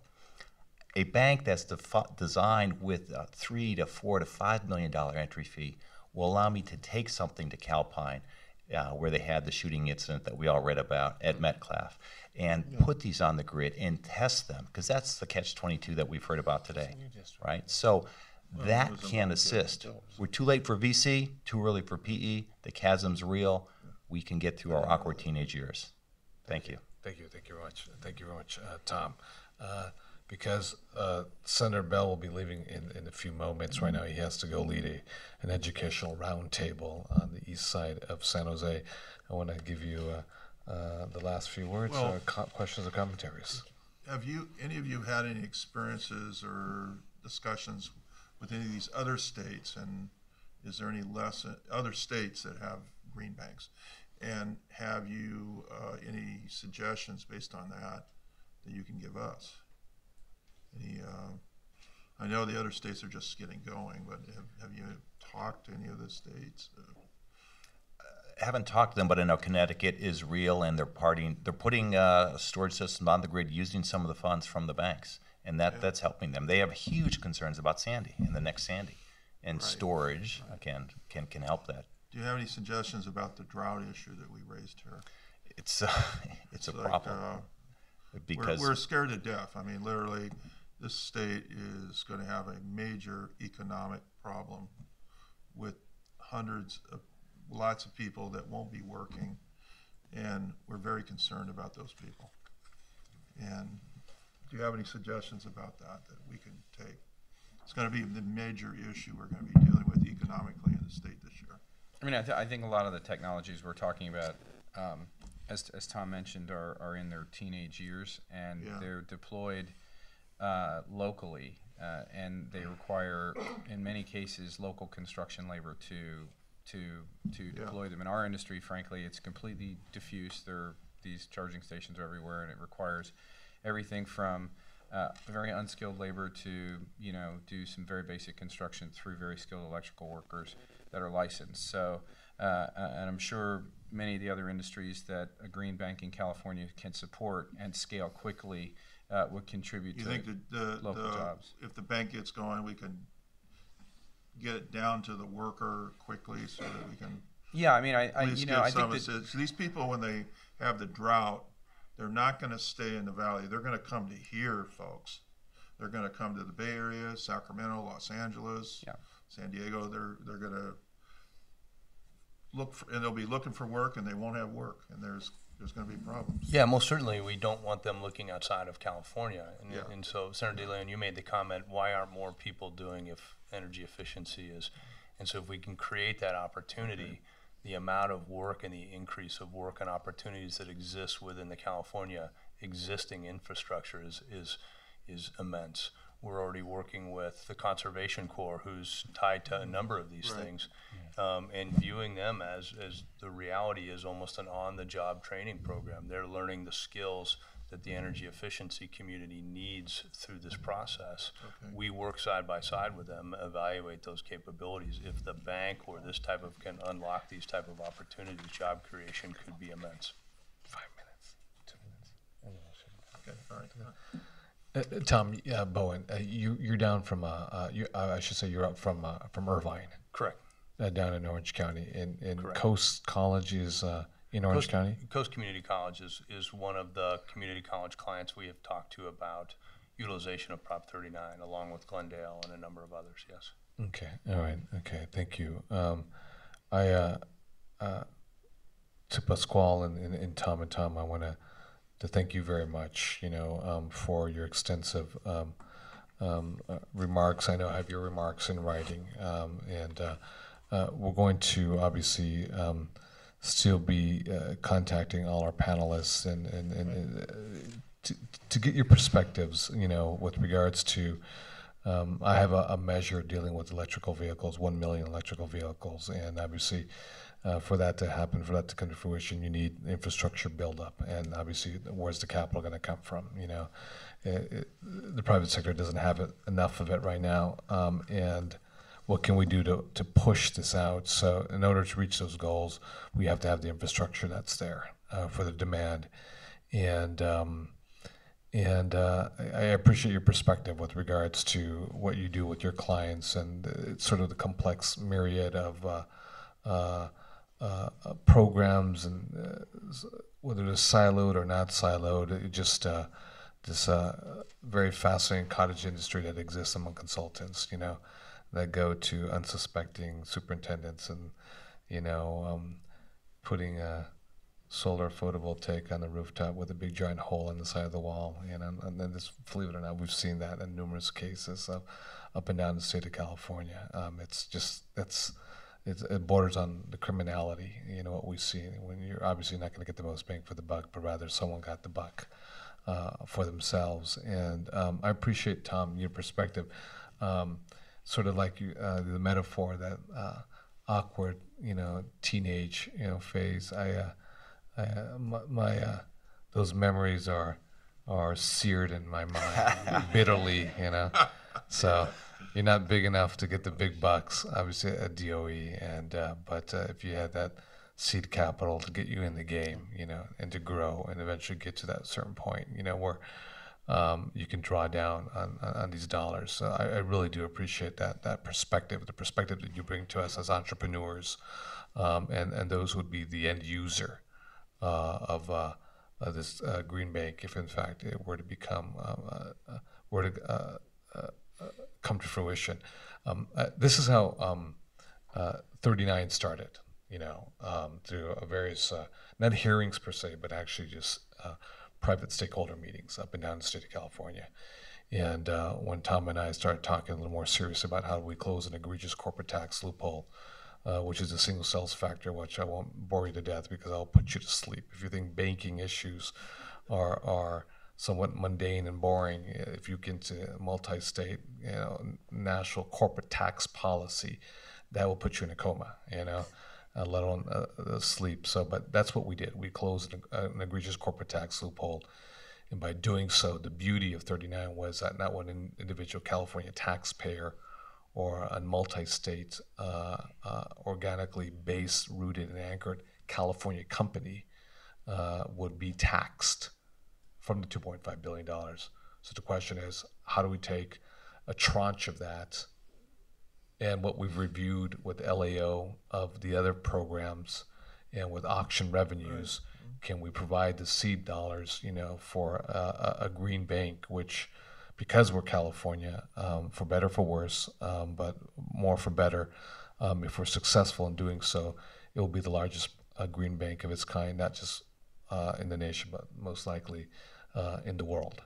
And we got to figure out, how do we do this, and how do we do this right, how do we do this intelligently, how do we maximize the benefits, and at the end of the day, it's real dollars, it's real money, so you got to get paid. And so I just want to thank both of you, Tom and Pasquale, and to all of our speakers today, our panelists today. I really do appreciate the time that you've given us, your expertise and your knowledge and your insight. And I want to point to my left, Nidia Bautista. Nidia, if you can just raise her hand so you can see. Many of you already know Nidia Bautista, as she organized this hearing today. And I want to thank you, Nidia, for your hard work and the hard work of the staff, of the Senate staff, for the production and the high-tech video conference. I don't know, is it video conferencing or Google conferencing? Google Hangout? Google Hangout, with Brian Garcia and Greg Hale, from New York. And so I want to thank my staff as well as the Senate staff. But this is the first of numerous conversations we're going to have. But this is important for us, that we hear from experts at the various different levels, so we can learn ourselves, and so we can figure out what the gaps are, what the holes are, what the chasms are, if you will. And we know what we want to achieve. So we figure out from working frontward and going in backwards. So we know exactly what we want to achieve. To figure out is the nuts and bolts and how do we go about doing it. We know what the end goal is, and I think we all share the end goal. And so again, I want to thank each and every one of you. It's been an honor to come here. Again, thank you to Silicon Valley Bank and the Silicon Valley Leadership Group. I think I'm speaking there to the CEOs next week on Wednesday. And this Senate Select hearing on Green Bank for California is adjourned. So thank you very much. Good job, Kevin. Thank you. Good panel. We got the right people here. Sure. Oh yeah, very smart. Yeah, got the right ones. Okay. Wolf Creek. My Google Maps said half hour.